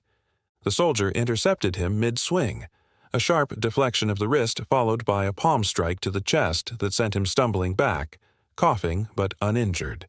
And then there was Axel. The gang leader emerged from the mist last, face pale, hands shaking at his sides, but his eyes were wild with something more than anger now. Desperation. "This ends now," Axel shouted, voice breaking, cracking under the weight of his own need to prove himself. I won't be made a fool again." The soldier didn't move. He didn't need to. Axel was already defeated. And yet the man charged anyway, fists swinging wildly, his entire body lurching forward without thought, without calculation. The soldier stepped forward with a single, fluid motion. A precise block, a shift of weight, and then a controlled, sharp strike to Axel's shoulder, enough to send him sprawling backward into the dirt. But he didn't press the attack. Axel lay there, blinking up at the gray sky, his chest heaving with ragged breaths. His body was trembling now, not from pain but from something deeper. The realization. The truth he had been avoiding. The soldier knelt beside him, his voice calm but cold. "Listen to me carefully, Axel. This isn't strength. It never was. Strength isn't proving yourself by how many men you control or how many fights you win. Strength is restraint. It's knowing when you're already beaten." Axel didn't respond immediately. His eyes were glassy, unfocused, his fists still clenched in the dirt like he wanted to keep fighting but couldn't find the energy. The other bikers remained still, watching with wide, disbelieving eyes. The soldier didn't release Axel yet. His voice remained steady. "You've lost, not just this fight. You've lost their respect, their trust. Look at them." Axel's head turned just enough to see Roach, still clutching his side. The tattooed man on his knees, breathing hard but defeated. The fourth biker lingering further back, clearly regretting being part of this at all. "This ends now, Axel. No more threats. No more games. Walk away." Axel blinked. and then, for the first time, he nodded. A slow, hollow gesture of acceptance.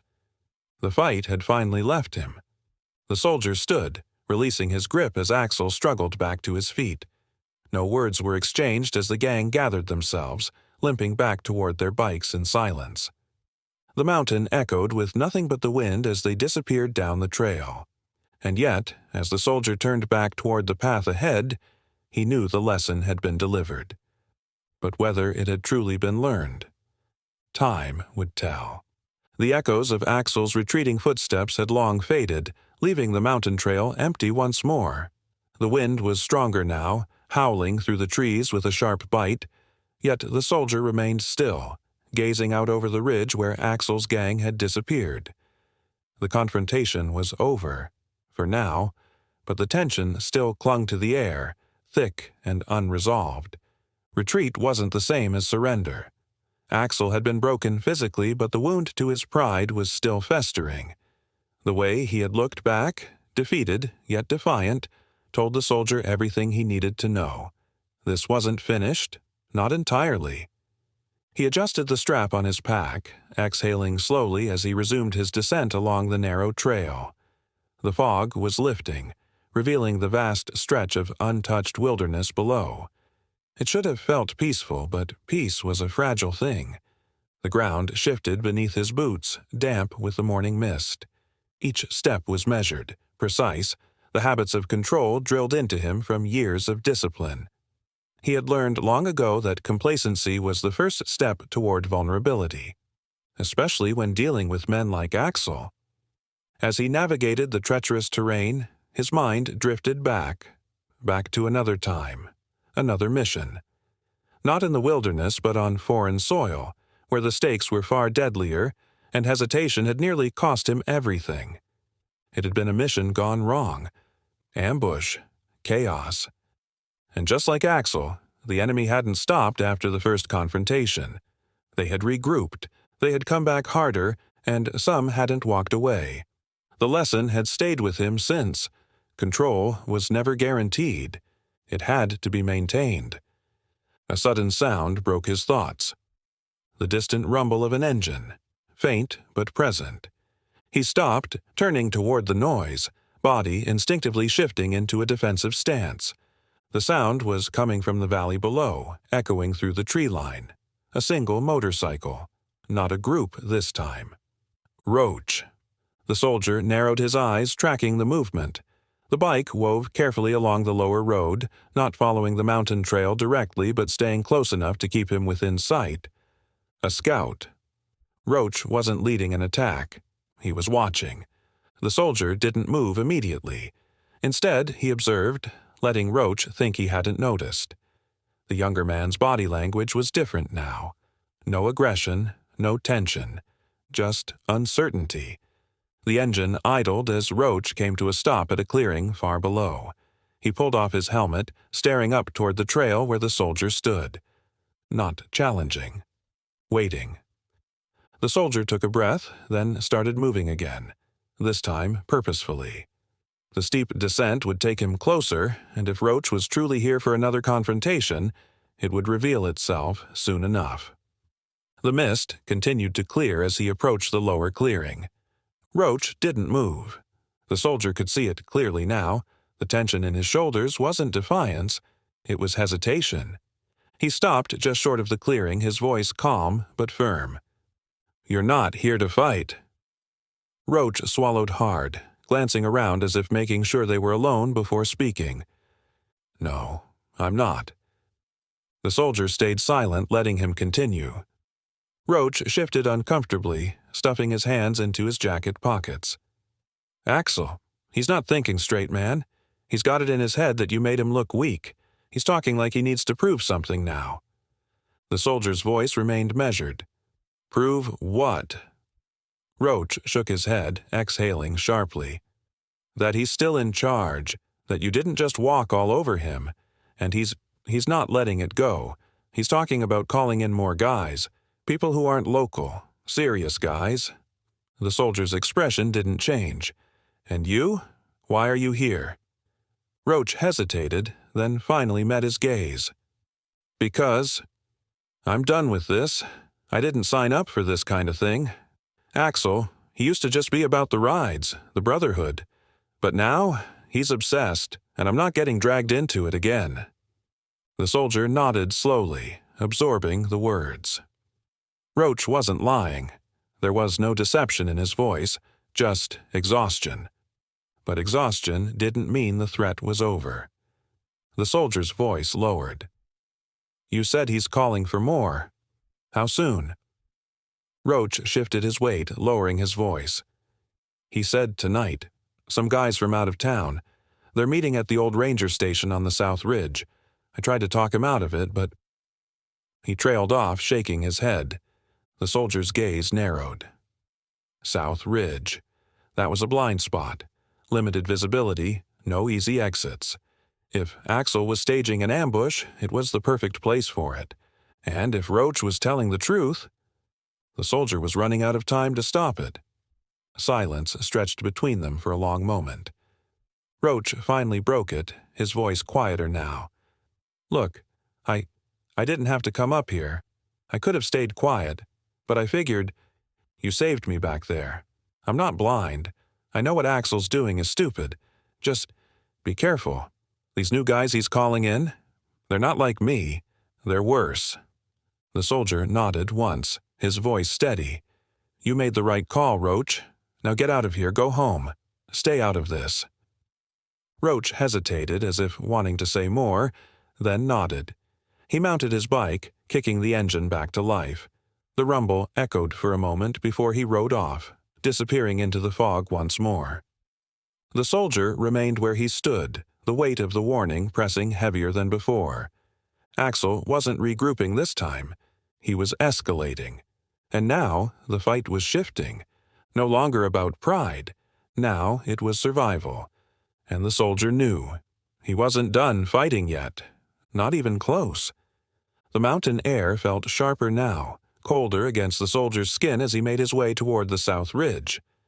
Roach's warning echoed in his mind, every word replaying with clarity. Tonight. Axel. Reinforcements. The terrain had changed as he descended, the switchbacks widening into a more wooded area where towering pines loomed overhead. The ground was softer here, damp earth cushioning his steps as the wind whispered through the trees. Quiet. Too quiet. He moved with purpose, every step calculated. The old ranger station Roach had mentioned was still half a mile ahead, tucked deep into the forest where the trail splintered into multiple paths. Limited visibility, minimal cover, a perfect place for an ambush. And that was exactly why he was heading there. Because control wasn't about avoiding danger, it was about walking directly into it, on his own terms.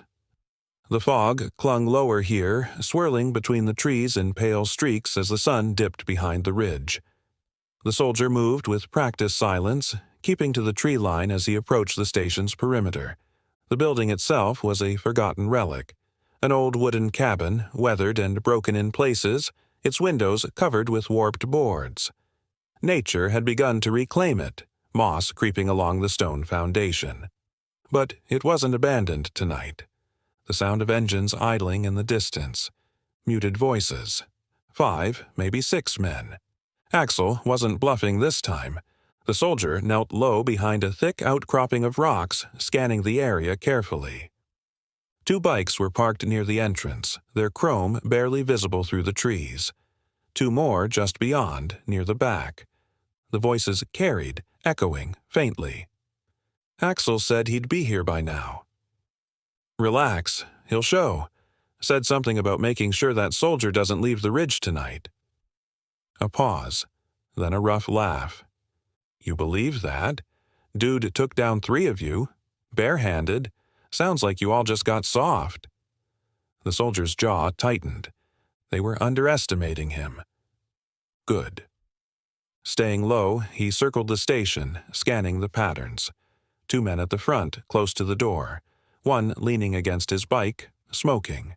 Another near the back, pacing with the tire iron resting loosely in his hand. The other 2 voices came from inside the cabin itself. All poorly coordinated, all exposed. They weren't expecting him. They were expecting Axel. Use it. The soldier made his move, swift, silent. The biker near the back never saw it coming. The soldier emerged from the fog, one hand clamping over the man's mouth while his other arm locked around his neck. A controlled chokehold, enough pressure to cut airflow without permanent damage. The man struggled, his body twisting in panic, but the soldier's grip didn't break. Within seconds he was out cold, lowered gently to the ground. One down.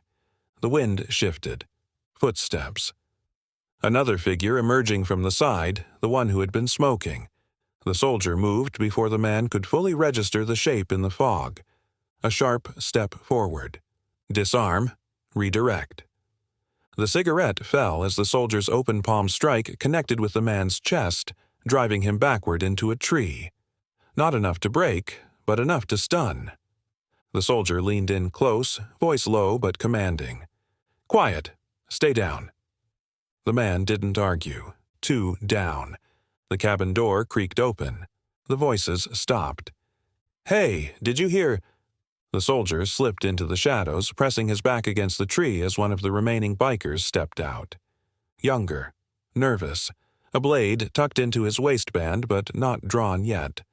The soldier didn't wait for him to get brave. A sharp, forward step. A twist of the wrist. The knife dropped to the ground. A quick sweep of the leg. The biker hit the dirt hard, groaning but alive. 3 down. That left 2 inside. And Axel was still missing. The soldier retrieved the dropped blade, flipping it in his hand as he approached the cabin. Every sense heightened. The creak of wood, the murmur of hushed voices. Someone shifting just behind the door. They're waiting. He stepped forward, deliberate this time. Boots crunching against the gravel. No stealth, just control. The door burst open. A figure lunged out, one of the remaining bikers swinging a crowbar wide. The soldier shifted, the weapon missing by inches. A deflection with his forearm. The knife in his other hand pressing gently against the man's throat before he could recover. Frozen. Terrified. "Don't?" The biker dropped the crowbar, hands raised. 4 down. The last man bolted out the back. The soldier didn't pursue. Axel would be waiting. And when he came back, he'd be alone. The wind stirred again as the fog began to clear completely, the forest returning to its eerie quiet. The fight was over. For now. But the lesson wasn't finished. Axel had sent men who were unprepared. The next time, he wouldn't.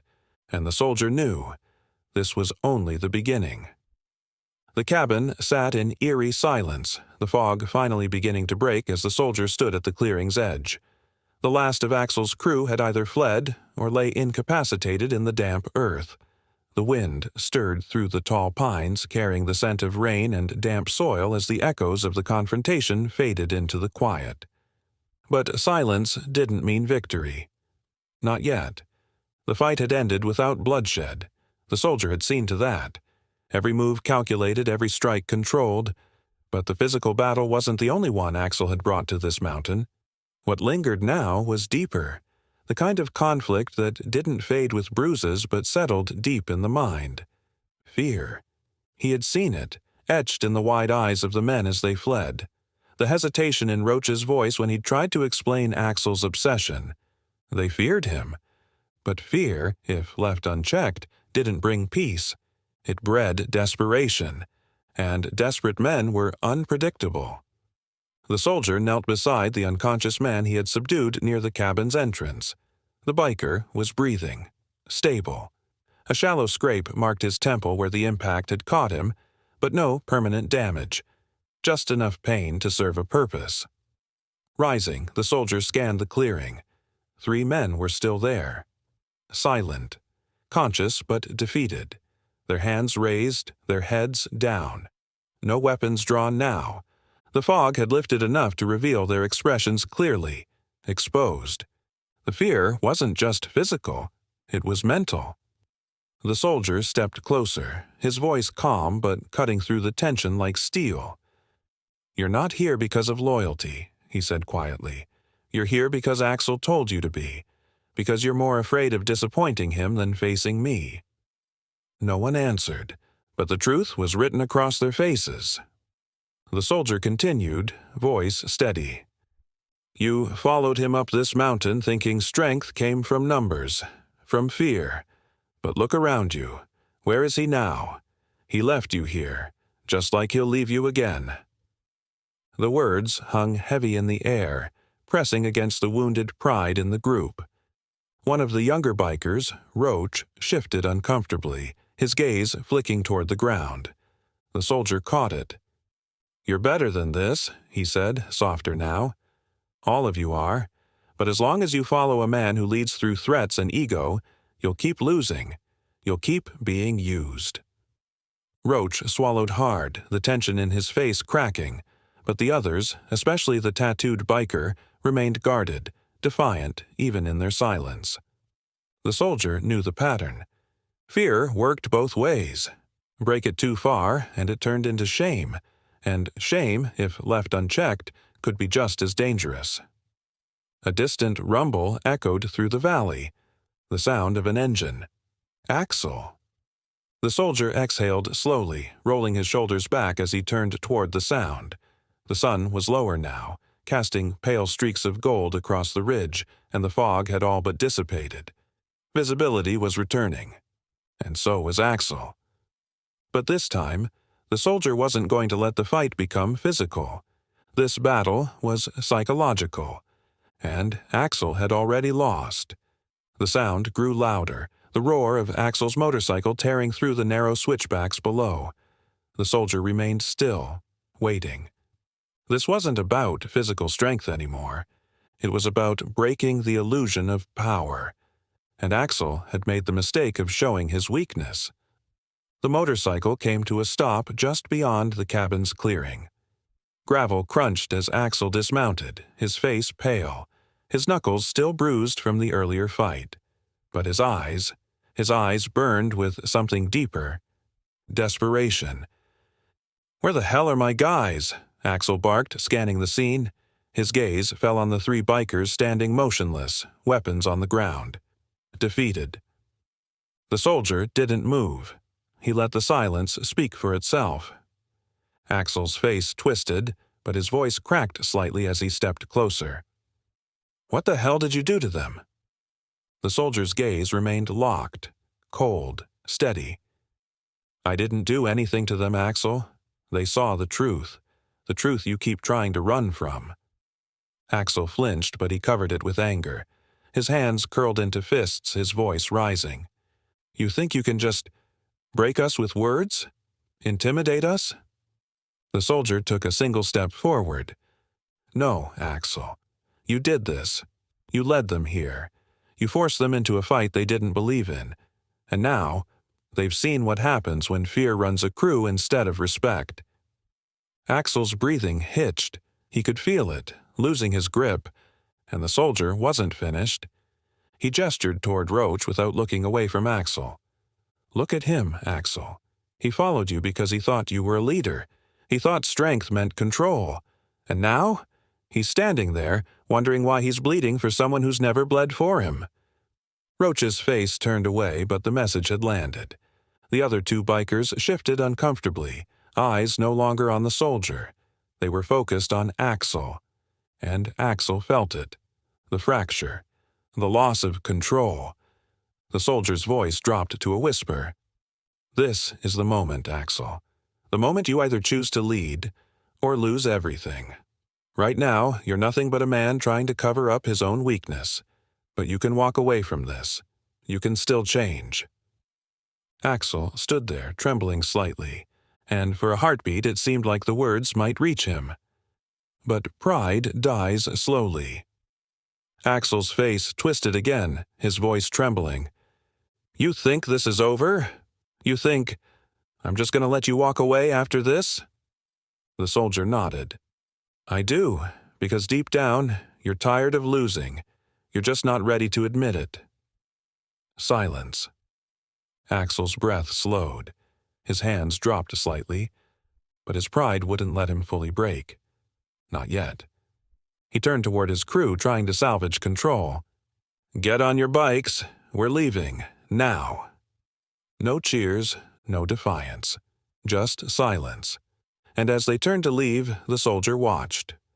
Axel was broken, but he wasn't done, and the next time he returned, there would be no words left. The wind cut sharply through the thinning fog as Axel and his gang disappeared down the ridge, the growl of their engines fading into the distance. The soldier remained still, his eyes fixed on the empty trail they had left behind, but the tension hadn't eased. This retreat felt different, hollow, unfinished. Axel's pride hadn't shattered. It had simply been wounded, and wounded men rarely accepted defeat. They festered, they plotted, and when the pain turned to anger, they struck out harder. He knew Axel's silence wasn't submission. It was calculation. The man was unraveling, his authority fractured, but that fracture could still be dangerous.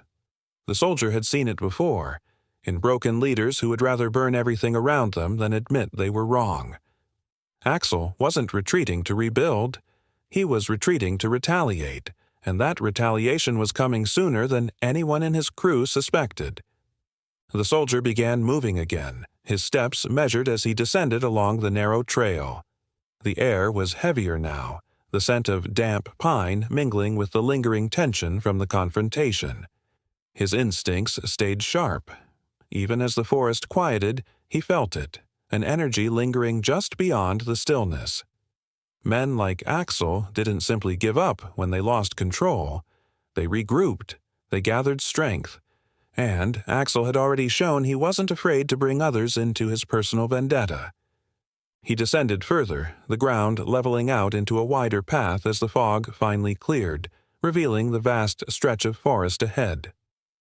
A river cut through the valley below, its waters low this time of year, the banks slick with mud and scattered debris.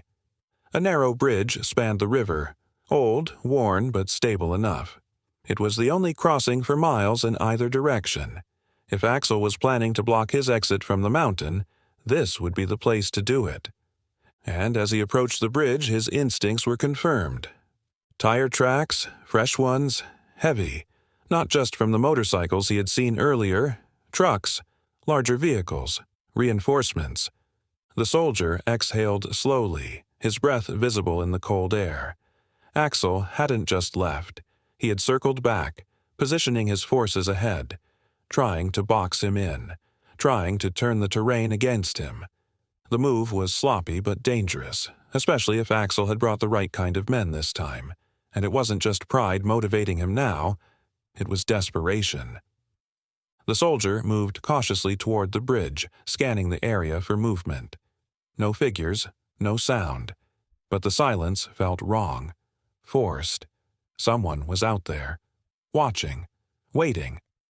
He stopped just before the bridge, his eyes narrowing as he spotted a faint reflection tucked between the trees. Chrome. A bike's mirror, poorly hidden behind the undergrowth. Axel's crew wasn't just ahead. They were waiting in ambush. Control, he reminded himself. Always control. He adjusted his stance, shifting slightly off the main path, keeping his back against the rock face for cover. If they were watching, they would expect him to cross the bridge. They wanted to funnel him into a trap. But a predictable opponent was a vulnerable one. And right now, Axel was being too obvious. The first sign of movement came from the tree line on the far side of the bridge. A figure emerging from cover, one of Axel's men. Not Roach, not the tattooed biker.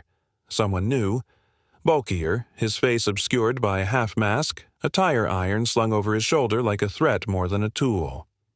"Hey, soldier boy," the man called out, voice echoing across the river. "Axel says it's time you stop running and face him like a man." The soldier didn't answer. He stayed perfectly still, watching the man's posture, the way his weight shifted. Unstable. This was bait. A second figure shifted behind the trees. Another biker. Lighter, leaner, but with a length of chain looped around his fist. Two in sight. But Axel wasn't visible yet. That meant he was either watching or holding back for a final confrontation. The larger man stepped closer to the bridge. "You deaf, tough guy? You can't walk down this mountain without going through us. Might as well come down and finish what you started." The soldier's voice, calm and controlled, cut through the tension. "You're already finished. Axel sent you here to get hurt, not to win." The biker flinched, just slightly, but recovered. "Yeah, big talk for someone outnumbered." The soldier took a step forward now, closing the distance deliberately, his voice quieter but no less commanding. "You're not outnumbered. You're outmatched. Walk away while you still can." For a heartbeat, the man hesitated. The chain-wielding biker shifted back slightly, uncertainty rippling through them both. But the spell broke when Axel's voice rang out from deeper in the tree line, harsh and bitter. "Don't listen to him. He's just a coward with a few lucky moves. Take him down." The larger biker lunged first. Predictable. A wide swing with the tire iron, heavy but sloppy. The soldier sidestepped, fluid and precise, letting the weapon's momentum carry it past him. Before the man could recover, the soldier struck, a sharp, controlled strike to the wrist, forcing the iron to drop with a dull clang against the rocks. The second man rushed in next, the chain whipping toward the soldier's side. He pivoted, the links just grazing his jacket as he stepped inside the strike. A twist of the arm, a grip on the wrist, and then the chain unraveled from his attacker's hand, clattering harmlessly to the ground. 2 men down, disarmed, controlled. But Axel was already stepping forward now, his face twisted with frustration. No weapons this time, just the raw, reckless need to prove himself. "You think you can keep embarrassing me?" Axel spat, his voice cracking as he moved closer. "You think you've won?" The soldier didn't answer. He didn't need to. Axel was already beaten. The fight had left his body, even if his mind hadn't caught up yet. The way his fists clenched, the way his voice shook. It was all fear. Axel lunged. The soldier stepped aside. No strike, no counter, just a pivot. Axel stumbled forward, almost losing his footing, his rage spilling over into frustration. "Fight me, damn you! Fight me!" The soldier's voice was calm, unshaken. "I already did. You just haven't figured out you lost yet." Axel froze. The silence hung heavier now, the sound of the river barely audible beneath the weight of the moment. And finally, Axel's shoulders slumped. The fight was gone. And this time, the lesson had taken root. The soldier stepped back, letting the truth settle. "Go home, Axel. This is over." And this time, Axel listened. The wind howled through the mountain pass, colder now, pressing against the soldier's skin as the last echoes of Axel's retreat faded. The sky had darkened, heavy clouds rolling in from the west, promising rain. Yet the storm pressing hardest wasn't the one in the sky. It was the one Axel had carried with him, the storm of broken pride and festering humiliation. And the soldier knew storms like that didn't fade easily. They gathered strength. They struck when the target was at its most vulnerable. He moved steadily along the trail, keeping his breathing measured despite the tension lingering in his chest. Every step was calculated, every shift in terrain noted. Years of discipline had conditioned him to stay alert even when the threat seemed to have passed.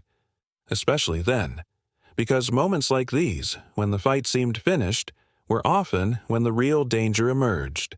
The forest had grown denser, the tall pines pressing closer as the trail narrowed. The sound of the wind was sharper now, rushing through the branches with a hollow whistle masking smaller noises. He listened carefully, pausing now and then to scan the ridgeline above. The fog had lifted, but the visibility still shifted with the wind, patches of mist curling between the trees like smoke. But he wasn't alone. Not yet. A subtle scrape of boots on gravel, distant, faint, but there. Axel's retreat wasn't complete. He had left, yes, but he hadn't left the mountain. The soldier could feel it. The tension in the air hadn't broken completely, and he had learned long ago to trust that instinct.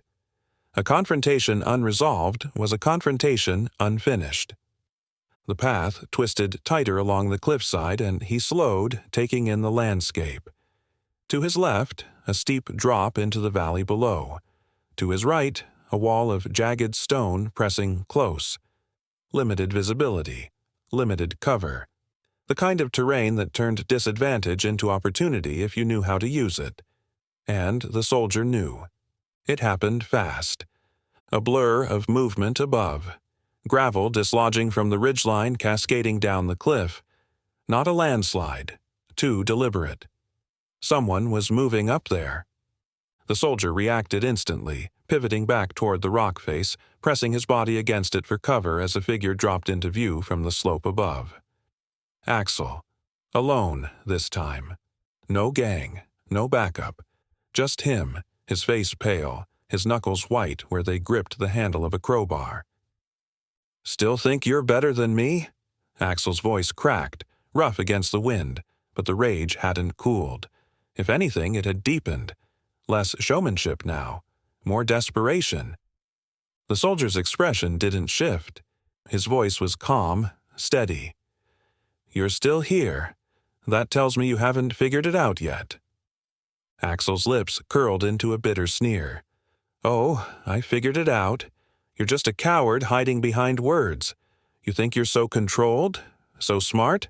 Let's see how smart you are when you're bleeding." Axel lunged, but the soldier didn't move. Not yet. He watched the angle, the positioning. Axel's grip was too tight. His balance all wrong. The crowbar was a weapon of force, but Axel was leading with his anger, not skill. At the last second, the soldier shifted. A single step to the side. Axel's swing missed wide, the crowbar slamming into the rock wall with a dull clang. The vibration jolted up his arms, causing him to stumble. The soldier moved then, fluid and precise, closing the distance before Axel could recover. His hand clamped around Axel's wrist, twisting it sharply. Not enough to break, just enough to make him release the weapon.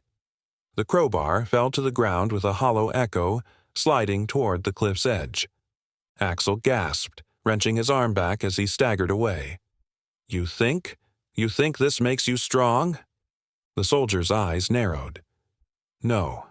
Knowing when not to fight makes you strong." Axel's breathing hitched, his chest rising and falling in sharp bursts. He was losing it, cracking not just on the surface but deeper now, where fear had rooted itself beneath the rage. You made me look weak, in front of my crew. They think I'm nothing now." The soldier didn't move closer. He didn't need to. The truth was already sinking in, and Axel was spiraling beneath its weight. "I didn't make you look weak," the soldier said, voice softer now but still firm. "You did that yourself. You keep coming back because you can't accept that strength isn't control. It isn't making people afraid. It's knowing when to stop." Axel's face twisted, a storm of emotions warring behind his eyes. Anger, shame, disbelief. But no words came. And that was when the storm finally broke. Axel dropped to his knees, his body trembling as the adrenaline finally drained. His hands balled into fists, but they didn't rise. They just hung there, shaking, like the fight had finally bled out of him. The soldier remained still, letting the silence stretch. This wasn't about forcing him to submit. It was about letting Axel see, for the first time, that the fight had never been with him. It had been with himself. The wind howled again, carrying the scent of rain across the ridge. Axel exhaled shakily, his head dropping forward as he whispered, "I don't know who I am without this." The soldier nodded, his voice gentler now. "That's the problem, Axel. You let your anger define you, but it doesn't have to." For a long moment, neither spoke. The wind was the only sound, the world holding its breath. And then, finally, Axel looked up. Not with defiance this time, with something closer to understanding. It wasn't complete, but it was a start. The soldier extended a hand, not as a victor, but as someone offering a way back. Axel hesitated, then took it. And for the first time since this confrontation had begun, there was no violence, no fear, only silence, and the storm was finally over. The rain began to fall softly, the first drops tapping against the leaves as the wind shifted, carrying the scent of damp earth. Axel had finally retreated, truly retreated this time, the last embers of his rage extinguished as he descended back down the mountain. Yet the silence left behind wasn't the kind that brought peace. It was heavier, colder, pressing against the soldier's chest with a weight that had nothing to do with the weather. He should have felt relief. He had done what was necessary, ended the conflict without permanent damage, without bloodshed. And yet, as he stood alone on that ridge, the ache inside him was familiar, the kind that lingered when the fight was over, but the war inside wasn't. He pressed forward, each step slow and deliberate, the trail narrowing as the mountain seemed to draw him deeper into its embrace. The fog had lifted entirely now, but the sky remained heavy, gray clouds stretching across the horizon, smothering the sun. Each breath came cold and sharp, filling his lungs with the raw, unforgiving air of high altitude. And with every step, the memories crept closer. He had tried to keep them buried, locked beneath the surface where they couldn't reach him. But the confrontation with Axel had pulled at those scars, opening cracks in the walls he had built to keep the past at bay. It was the way Axel had looked at him. Not just angry, desperate, searching for control he no longer possessed. It wasn't the first time he had seen that look. It wasn't the first time he had been the reason for it. The soldier's pace slowed as he reached a plateau overlooking the valley below. From here, the land stretched endlessly, rolling hills and mist-covered treetops as far as the eye could see. A place of quiet beauty. But all he could see was the past, the desert, the heat, the sound of distant gunfire echoing over the dunes, the metallic taste of adrenaline in the back of his throat as he had moved through the wreckage of a firefight long ended. He could still hear the voices, shouts over the comms, the crackle of static mixed with the rhythmic pulse of his own heartbeat, and then the silence after, when the mission had been completed, when the bodies had been counted, when the adrenaline faded, leaving only the void behind. It had been a mission gone wrong, not because of a lack of skill, not even a lack of planning. The mission itself had been successful, on paper, objectives cleared, enemy forces neutralized. But control hadn't been maintained. A man, a young insurgent, no older than Axel, had made a desperate, final move, not out of hate, but out of fear. Fear of losing control, fear of the power imbalance, and the soldier had reacted with the same calculated precision he always did. But this time, it hadn't been enough. The moment played back, sharp and unforgiving. The gun raised, the warning issued, the hesitation, and then the decision. Swift, final, the threat neutralized. But when the dust cleared, the truth had been undeniable. The young man hadn't reached for a weapon after all. He had been reaching for a photograph, a piece of torn paper with the face of a child, worn from being carried too long in a place too dangerous. And it was in that moment, the aftermath, that the soldier had felt it for the first time, the hollow ache of control taken too far. He had told himself it was necessary, that the decision had been the only choice, and maybe, logically, it had been. But the memory lingered because of what came after. Not the action, but the silence. The faces of his own men, avoiding his gaze. The realization that no one had questioned his choice, yet no one had approved of it either. Control. Unchecked. It had left a mark on him. A scar he carried not on his body but in the quiet moments when the world finally stopped moving. And here, standing on this silent mountain ridge, he felt that scar pressing against his chest again. Axel hadn't just been a threat. He had been a reflection. The same struggle with control. The same need to dominate. To prove something. The only difference was that Axel had been chasing control for the wrong reasons. The soldier had once done it believing he was protecting others. And yet, the outcome had felt the same. The rain fell harder now, streaking against the stone as the soldier finally moved again, pressing onward along the trail. His grip on the past was loosening, but it never truly left him. It never would. He had made peace with that truth long ago. But what mattered now, what mattered more than anything, was not letting that darkness define him. Axel had been given a second chance, a chance to step back from the edge before it consumed him entirely. The soldier hadn't been given that luxury when he had learned the hard way, and perhaps that was why he had shown restraint, why he hadn't let Axel push him too far, because he knew what came next. The breaking point where control stopped being strength and started becoming destruction. And he refused to be that man again. The rain pounded heavier now, soaking his jacket, dripping from his brow as he continued forward. The storm had broken fully, the mountain trembling beneath its weight, but the soldier felt lighter somehow. Not freed, not forgiven, but steady. The past would always be a part of him. The choices he had made, the mistakes, the lessons learned in the aftermath, but they wouldn't define who he was. Not anymore. He wasn't the man who let control consume him. He was the man who chose restraint, the man who had walked away when others wouldn't. And as the storm raged on around him, the soldier kept moving forward, toward whatever came next. The storm lingered long into the evening, the rain falling steadily in thick, relentless sheets as the soldier moved deeper into the forest. The mountain trail had turned slick underfoot, mud pooling in uneven grooves along the path, forcing him to place each step carefully. Water dripped from the branches above, heavy droplets pattering against his soaked jacket as he continued. There was no urgency in his pace, yet his mind remained sharp, scanning every shadow, every shift in the mist, fully aware that the danger was far from over. Axel's retreat hadn't been a surrender. It had been a recalibration.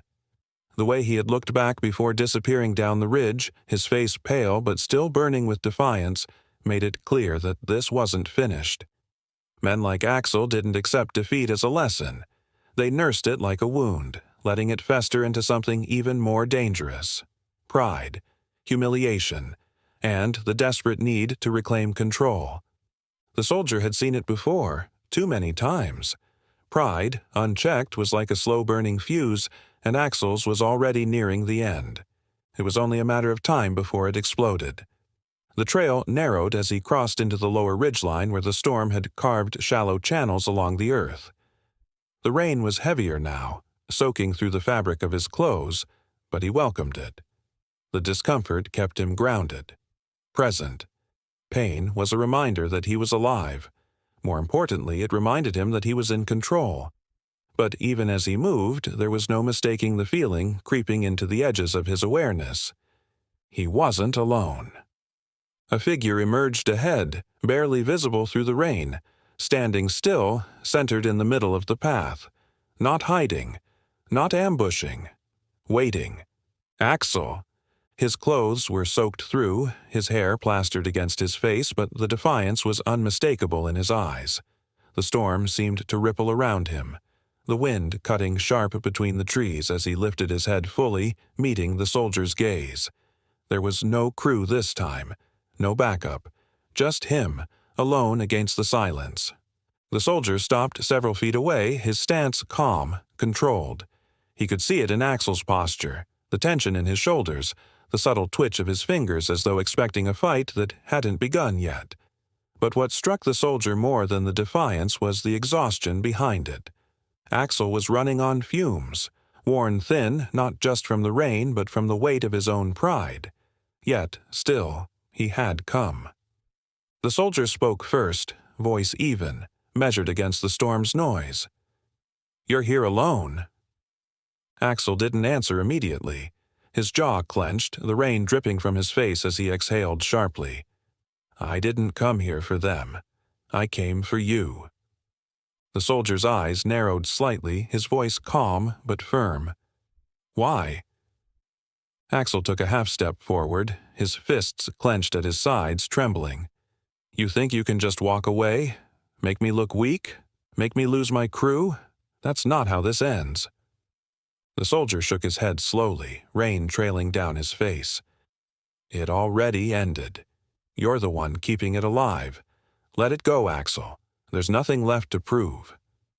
Axel's face twisted, but it wasn't pure anger anymore. It was something deeper, raw.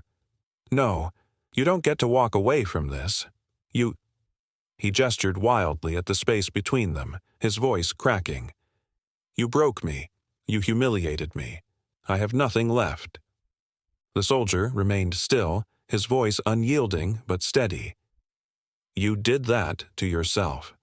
I gave you every chance to stop, to walk away, but you kept pushing because you think strength comes from control, from fear. That's not strength, Axel. That's weakness." Axel flinched, the words striking deeper than any physical blow. His fists unclenched slightly, and for a moment the soldier thought he had finally reached him. But then Axel's expression hardened again, the storm behind his eyes reigniting. He stepped forward. "You want to talk about strength? Fine. Prove it. Right now. One-on-one. No tricks. No backing down. Fight me." The soldier's gaze didn't waver. "I don't need to fight you, Axel." Axel's voice cracked, trembling with frustration. "You do. Because I can't live with this.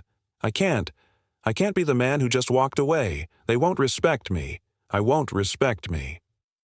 The rain fell harder, but the soldier's voice cut through it like steel. "You're still trying to prove yourself to the wrong people. They followed you because they were afraid. Fear fades, Axel. Respect lasts. But you won't earn it like this." Axel's face twisted, his entire body trembling now. The words were cutting too deep, scraping against the wounds he had been trying to cover. But the defiance, the desperation, it wasn't gone yet. He took another step forward, almost within reach now, his voice barely a whisper beneath the storm. "I don't care what you say. I need this fight. I need—" The soldier's voice interrupted, sharper now, unwavering. "No. What you need is to stop punishing yourself. I'm not your enemy. You are." The words struck like a hammer, and Axel froze, his face contorting with a mixture of rage, grief, and bitter realization. His hands trembled at his sides, his breath ragged as the weight of it all pressed down on him. For the first time, he wasn't just angry. He was vulnerable, exposed. The storm raged around them, wind howling through the trees, rain beating against the earth as Axel stared at the ground, his chest heaving. And then, finally, he sank to his knees, not in defeat, but in surrender. The soldier didn't move closer. He stayed where he was, giving Axel space to process the weight of what had just happened. The rage was gone now, burned out. All that remained was the truth. The broken pride, the emptiness that came when a man realized he had been fighting the wrong battle all along. Minutes passed before Axel finally looked up. His voice was quieter now, hollow. "What do I do now?" The soldier met his gaze, calm but firm. "You stop running from it. You stop proving yourself to people who don't matter. And you start becoming the man you were supposed to be. Not through fear. Through strength, real strength." Axel nodded, his face pale but softer now, the storm inside him finally beginning to calm. He wasn't healed, not yet, but the fight was over. The storm was finally breaking. The rain had slowed to a drizzle, but the mountain remained cloaked in gray, the storm's residue lingering like a memory refusing to fade. Axel sat slumped on the damp earth, his face pale, his breathing ragged as the weight of their confrontation settled heavily on his shoulders. The raw vulnerability in his eyes was different now. The rage was gone, replaced with something heavier, a bitter acceptance of how far he had fallen. Yet the soldier knew better than to let his guard drop completely. Pride, when broken, often lingered like an ember, smoldering beneath the surface, waiting for a breath of defiance to reignite it. The soldier remained standing, his posture calm but alert, watching Axel with a gaze that missed nothing. Silence had taken root between them. The only sounds the soft patter of rain against the leaves and the distant call of the wind threading through the pines. For the first time, the confrontation felt quiet. No more shouting, no threats, only the echoes of what had been said. And yet the storm hadn't passed. Not entirely. Axel finally broke the silence, his voice barely above a whisper. "You don't get it, do you? I had to be that guy. I had to be the strong one. If I wasn't, they'd never respect me. They'd leave me, like everyone else has." His words trembled, the bitterness cutting deeper than his earlier rage ever had. The soldier remained unmoved, his voice calm but unrelenting. "Strength isn't forcing people to follow you, Axel. It's earning their trust, their respect. You've spent so long trying to control them through fear that you forgot what real strength looks like." Axel's head dipped lower, rain trailing down his face, mingling with whatever emotion he was trying, and failing, to suppress. "You think I wanted this? You think I wanted to be that guy? I didn't have a choice. Every time I showed weakness, people took advantage. They walked all over me. So yeah, I stopped being weak. I stopped letting people control me." The soldier's expression remained hard. "No, Axel. You didn't stop being weak. You started hiding it.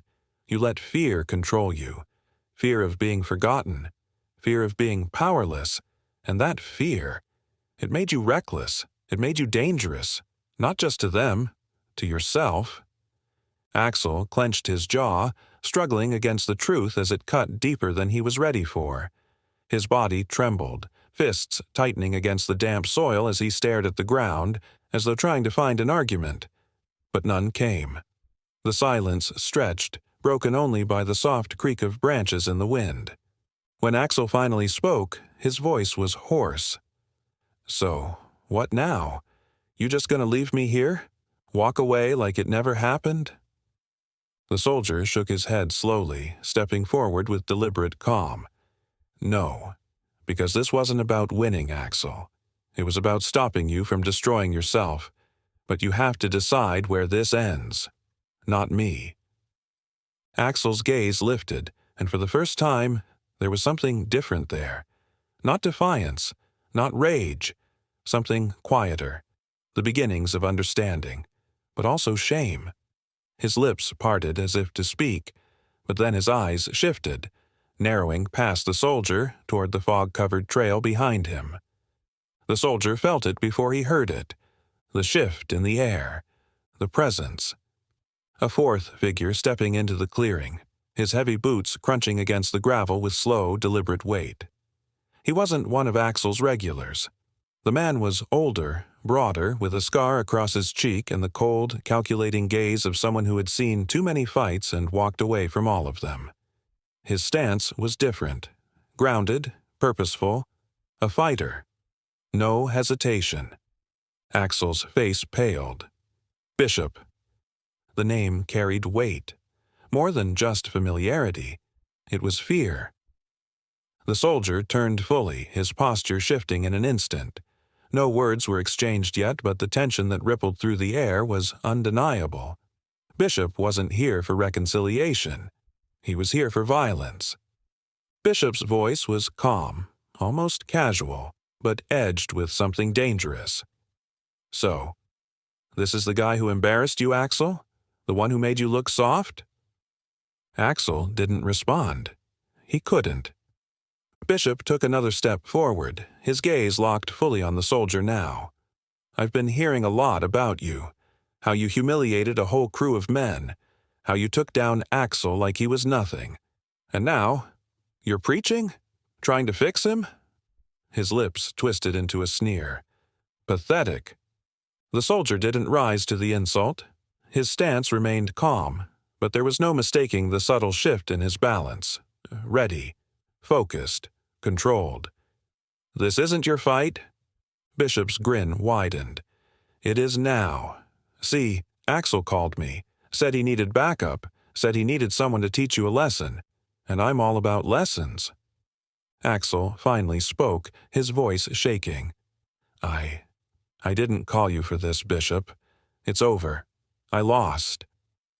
Bishop ignored him. His eyes never left the soldier. The rain intensified, heavier now, soaking through their clothes as the tension reached its breaking point. Bishop's hand flexed slightly at his side, close to the knife holstered just beneath his jacket. He wanted the fight, needed it. The soldier's voice, steady as steel, broke the silence. "Walk away, Bishop. You don't have to do this." Bishop's grin twisted. "Oh, I do. Because it's not just about Axel anymore. You made him look weak. You made all of us look weak. And you're going to pay for that." The first movement was subtle. A shift in Bishop's stance. A test. Calculated. The soldier didn't flinch. Another step. The final warning passed. And then Bishop lunged. The storm had finally arrived. The mountain had returned to its quiet stillness, yet the soldier knew it was only the illusion of peace. The rain had ceased entirely now, leaving the scent of damp earth lingering in the air. Mist curled low across the forest floor, evaporating as the pale light of the rising sun finally cut through the heavy clouds. The trail was slick but steady beneath his boots as he pressed forward, yet his mind was still tethered to the confrontation left behind. Axel, Bishop, Roach. The confrontation was resolved in body, but not in spirit. The ache that sat deep in the soldier's chest wasn't from the physical strain of the fight, but from the knowledge that he had only delayed something inevitable. Men like Axel didn't simply retreat and reflect. They stewed, they brooded, they calculated their next move in the silence, mistaking it for strategy instead of self-destruction. And yet, the soldier hadn't broken him. That was the choice he had made. Control. Always control. He had given Axel a chance to walk away, to learn from the loss. But now, in the aftermath, the question lingered. Had it been mercy? Or had it been a mistake? He could still hear Roach's voice echoing in his mind, warning him of how personal this had become. Warning that Axel wasn't finished, that this battle hadn't ended but merely paused. And Roach had been right. Men driven by broken pride rarely knew how to stop. They only knew how to gather their strength for a harder fall. Yet, even knowing that, the soldier pressed forward. He had done his part. If Axel returned, the consequences of his own choices would be his burden to bear. The soldier was not his savior, nor his judge. Only a reminder of what true strength looked like, when violence was controlled, not unleashed. The path shifted as he reached a wider stretch of the trail, the mist parting to reveal a clear view of the valley below. The sun had fully broken through now, its light cutting through the remnants of the storm, illuminating the treetops in soft gold. For the first time in hours, the world felt open, expansive. The weight of the rain pressing down on his chest seemed to ease, replaced by the quiet rhythm of his breath and the steady pulse of his heartbeat. He paused for a moment, standing at the ridge's edge, letting his eyes drift over the endless stretch of forest. It was so quiet here, so far removed from the chaos of confrontation. But silence like this was deceptive. It could feel peaceful, or it could feel like the breath before impact. The soldier knew the difference.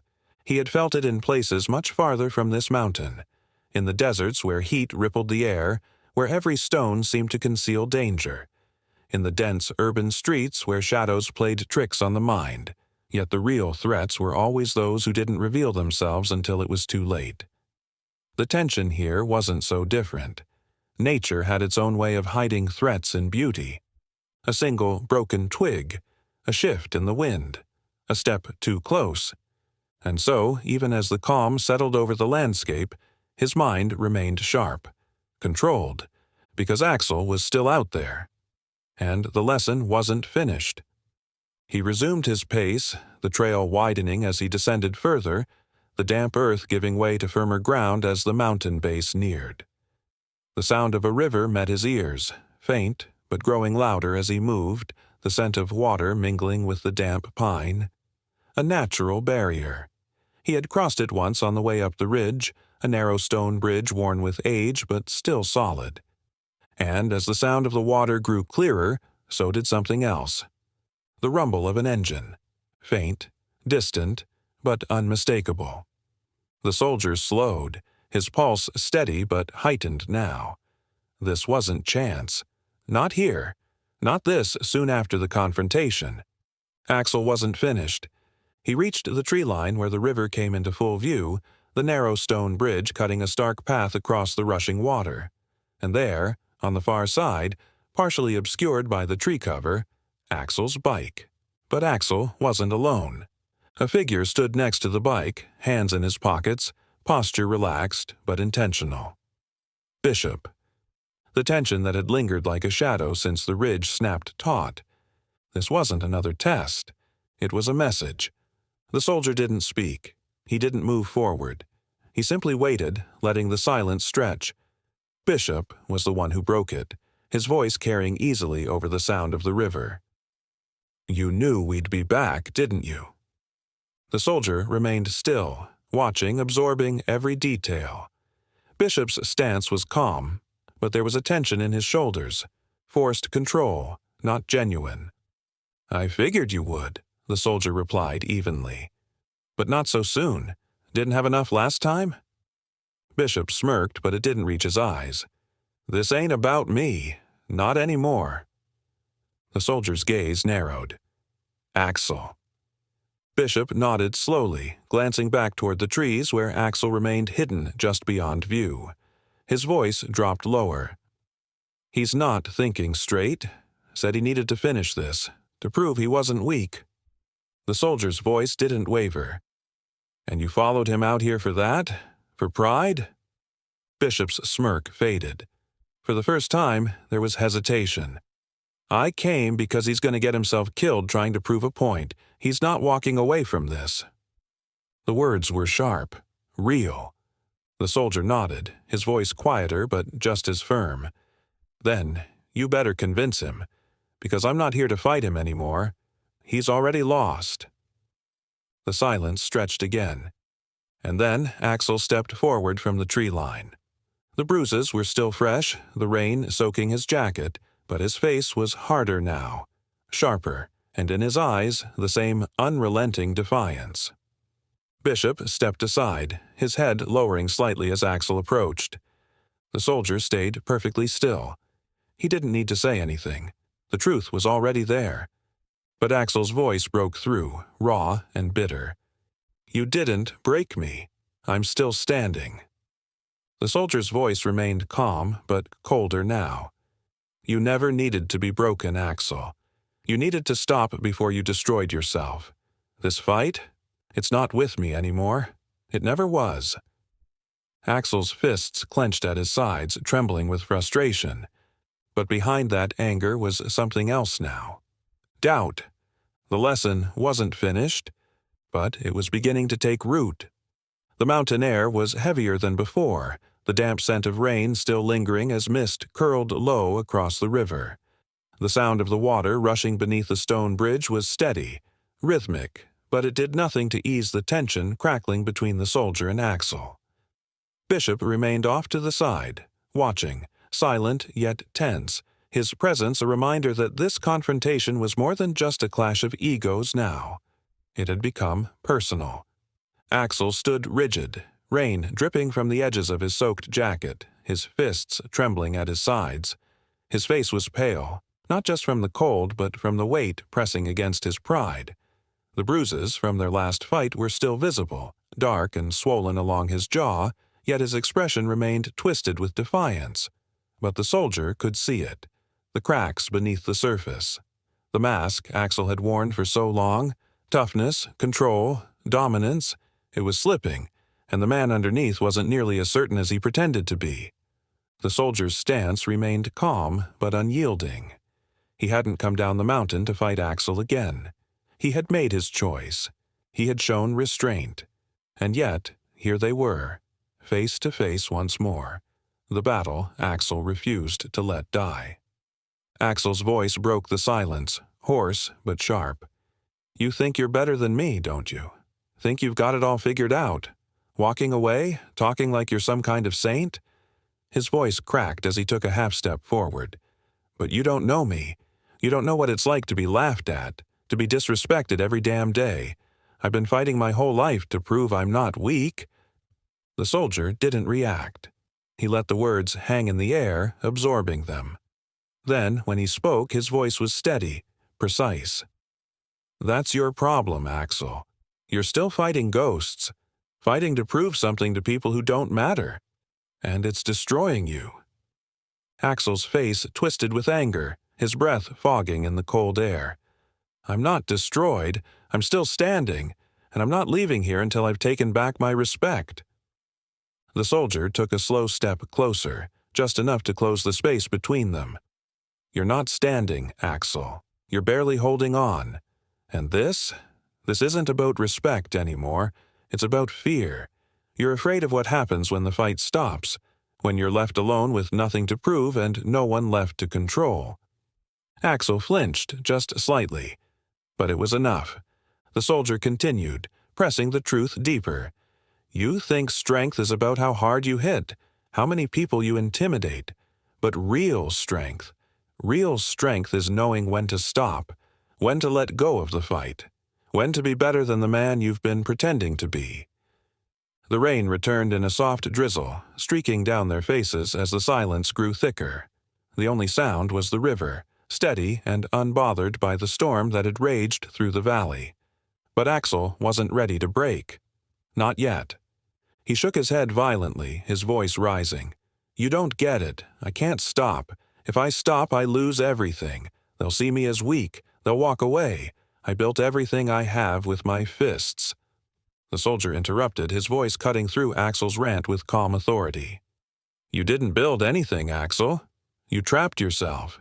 And the people following you? They're not loyal. They're afraid. Just like you are now." Axel's face contorted, a mix of anger and pain flashing behind his eyes. His fists curled tighter, his knuckles pale, and for a heartbeat the soldier thought he might charge again. The tension was electric, vibrating through the cold air between them. But he didn't. Instead, his voice dropped, raw and broken. "I have to be strong. If I'm not, then what am I?" The soldier held his ground, speaking softer now but no less firm. "You're a man, Axel. Not a weapon, not a symbol. A man who's made mistakes. A man who still has a choice." Axel shook his head, voice barely a whisper. "I don't know how to stop. I don't know how to be anything else." The soldier nodded slowly, the harshness in his gaze softening but never losing its edge. "That's the point, Axel. Strength isn't knowing all the answers. It's facing the questions you've been running from. Strength isn't proving you're unstoppable. It's admitting you need to change before it's too late." Axel's breathing hitched, his shoulders sagging just slightly as the truth pressed deeper than the wounds ever could. His gaze dropped to the ground, rain streaking down his face, his body trembling from more than the cold. The wall he had built around himself was breaking, not shattered yet, but cracking enough to let the truth bleed through. But pride dies slowly. Axel's voice, shaking but defiant, cut through the air once more. "And what if I can't change? What if this is all I know? What if this fight is all I have left?" The soldier's gaze sharpened, his voice steady as steel. "Then you lose. Not to me, not to anyone else, to yourself. And that loss, it'll haunt you longer than any fight ever will." The words struck deep. Axel stood there, rain dripping from his jaw, his body trembling as the weight of it all pressed harder against him. The silence stretched unbearably long. And then, finally, he exhaled. The tension didn't disappear entirely, but something shifted. The fire in his eyes dimmed. The defiance bled into something closer to acceptance. His fists unclenched. His posture softened. The fight wasn't fully gone, but it was fading. Axel nodded, a small broken movement, his voice barely audible over the sound of the river. "I don't know how to fix this." The soldier's expression remained calm, but there was something gentler in his tone now. "You start by walking away from the fight, and then you figure out what really matters." Axel stood there for a long moment as though waiting for something else, some final challenge, but none came. And in the end, he turned. Slowly, deliberately, and this time, when Axel walked away, he didn't look back. The fight was over. For good. The rain had finally stopped completely, leaving behind the scent of damp earth and pine as the storm clouds drifted further along the ridge. The forest felt heavier now, not with tension, but with the lingering quiet that followed the clash. Axel's retreat was final this time. The sound of his footsteps had long faded, swallowed by the mist curling low across the valley. But the soldier remained, standing alone on the worn path, his breath steady yet sharp, as if his body had not yet caught up with the stillness. The confrontation was over. The lesson had been delivered. But the ache that lingered in his chest reminded him that some battles didn't end the way they should. Axel had walked away. Yes, but not healed, not transformed. The wounds left behind were still open, and whether they would fester or heal was no longer something the soldier could control. That was the hardest part, letting go of the need to fix every broken thing. He had done what was necessary. He had chosen restraint.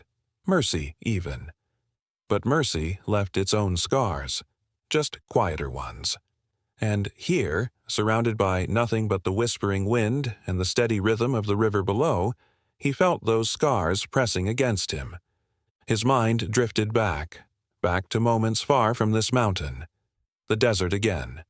The heat pressing in, the distant crackle of gunfire replaced with silence once the dust had settled.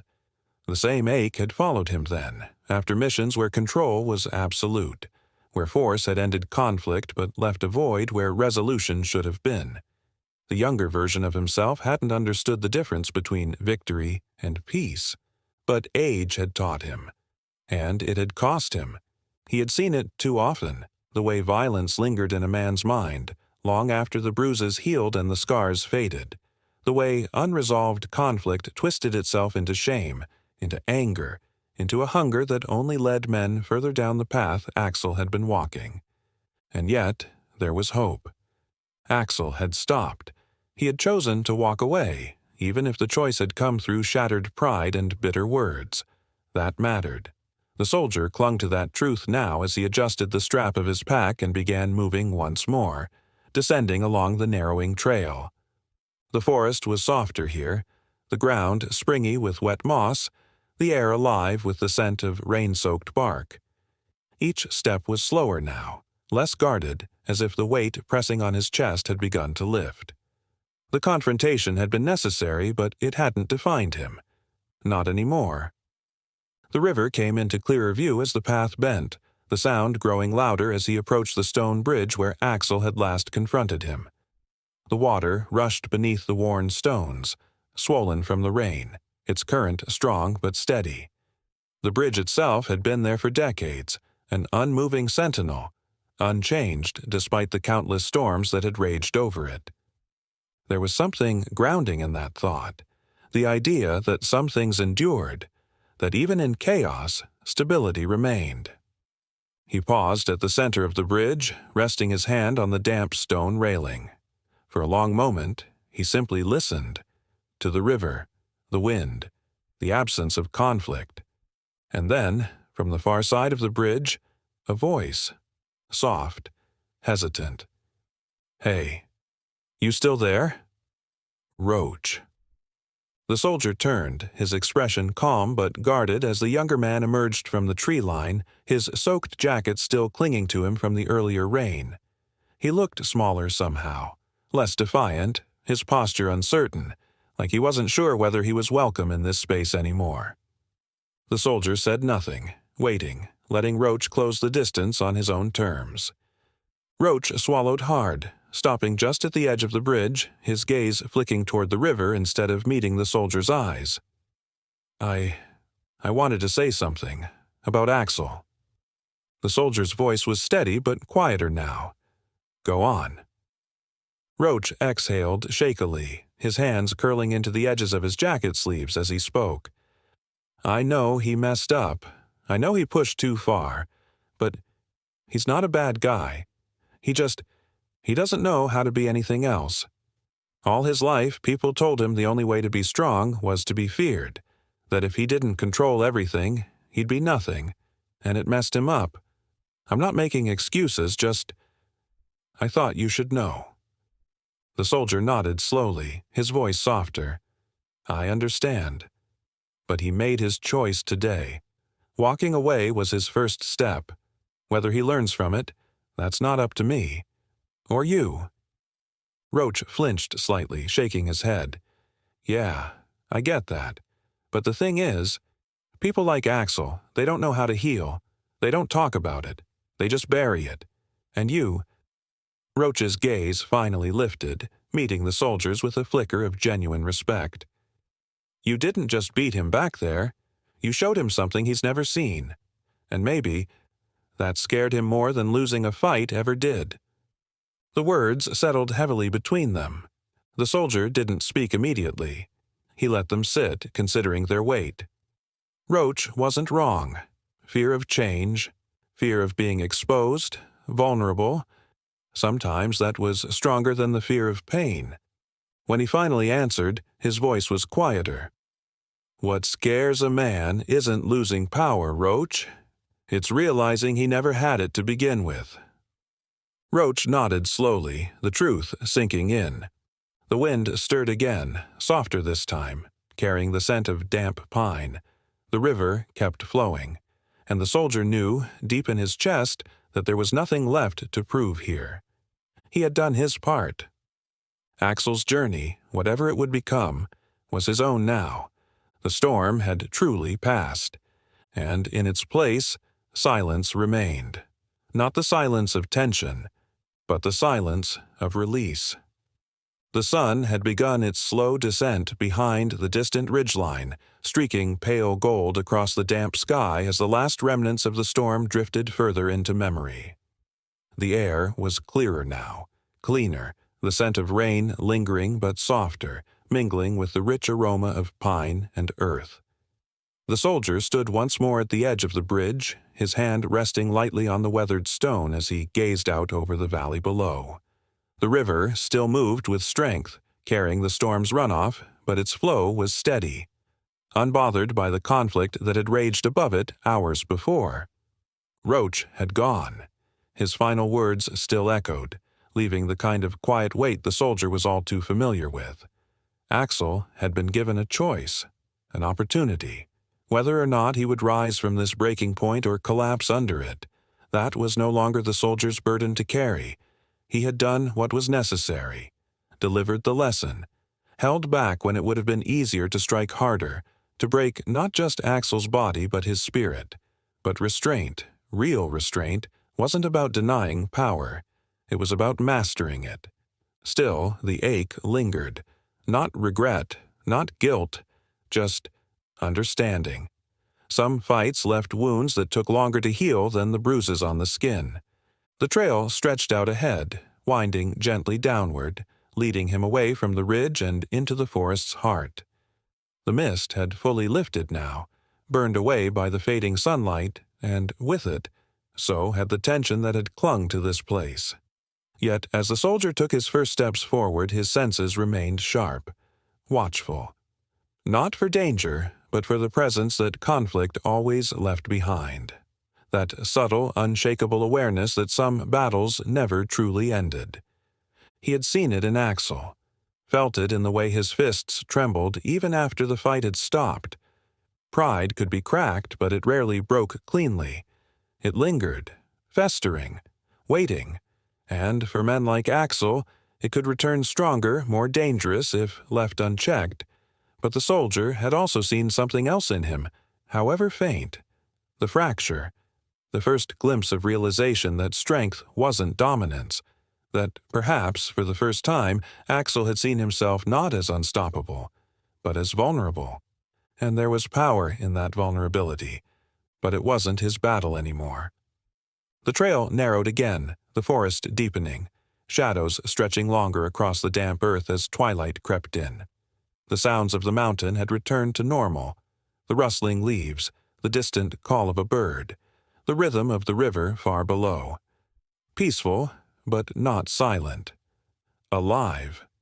The way the world had always been, long before conflict had touched this place, and long after it would fade from memory. But some lessons stayed. The soldier had seen it before, wounds that remained unseen. Battles fought long after the physical fight was over.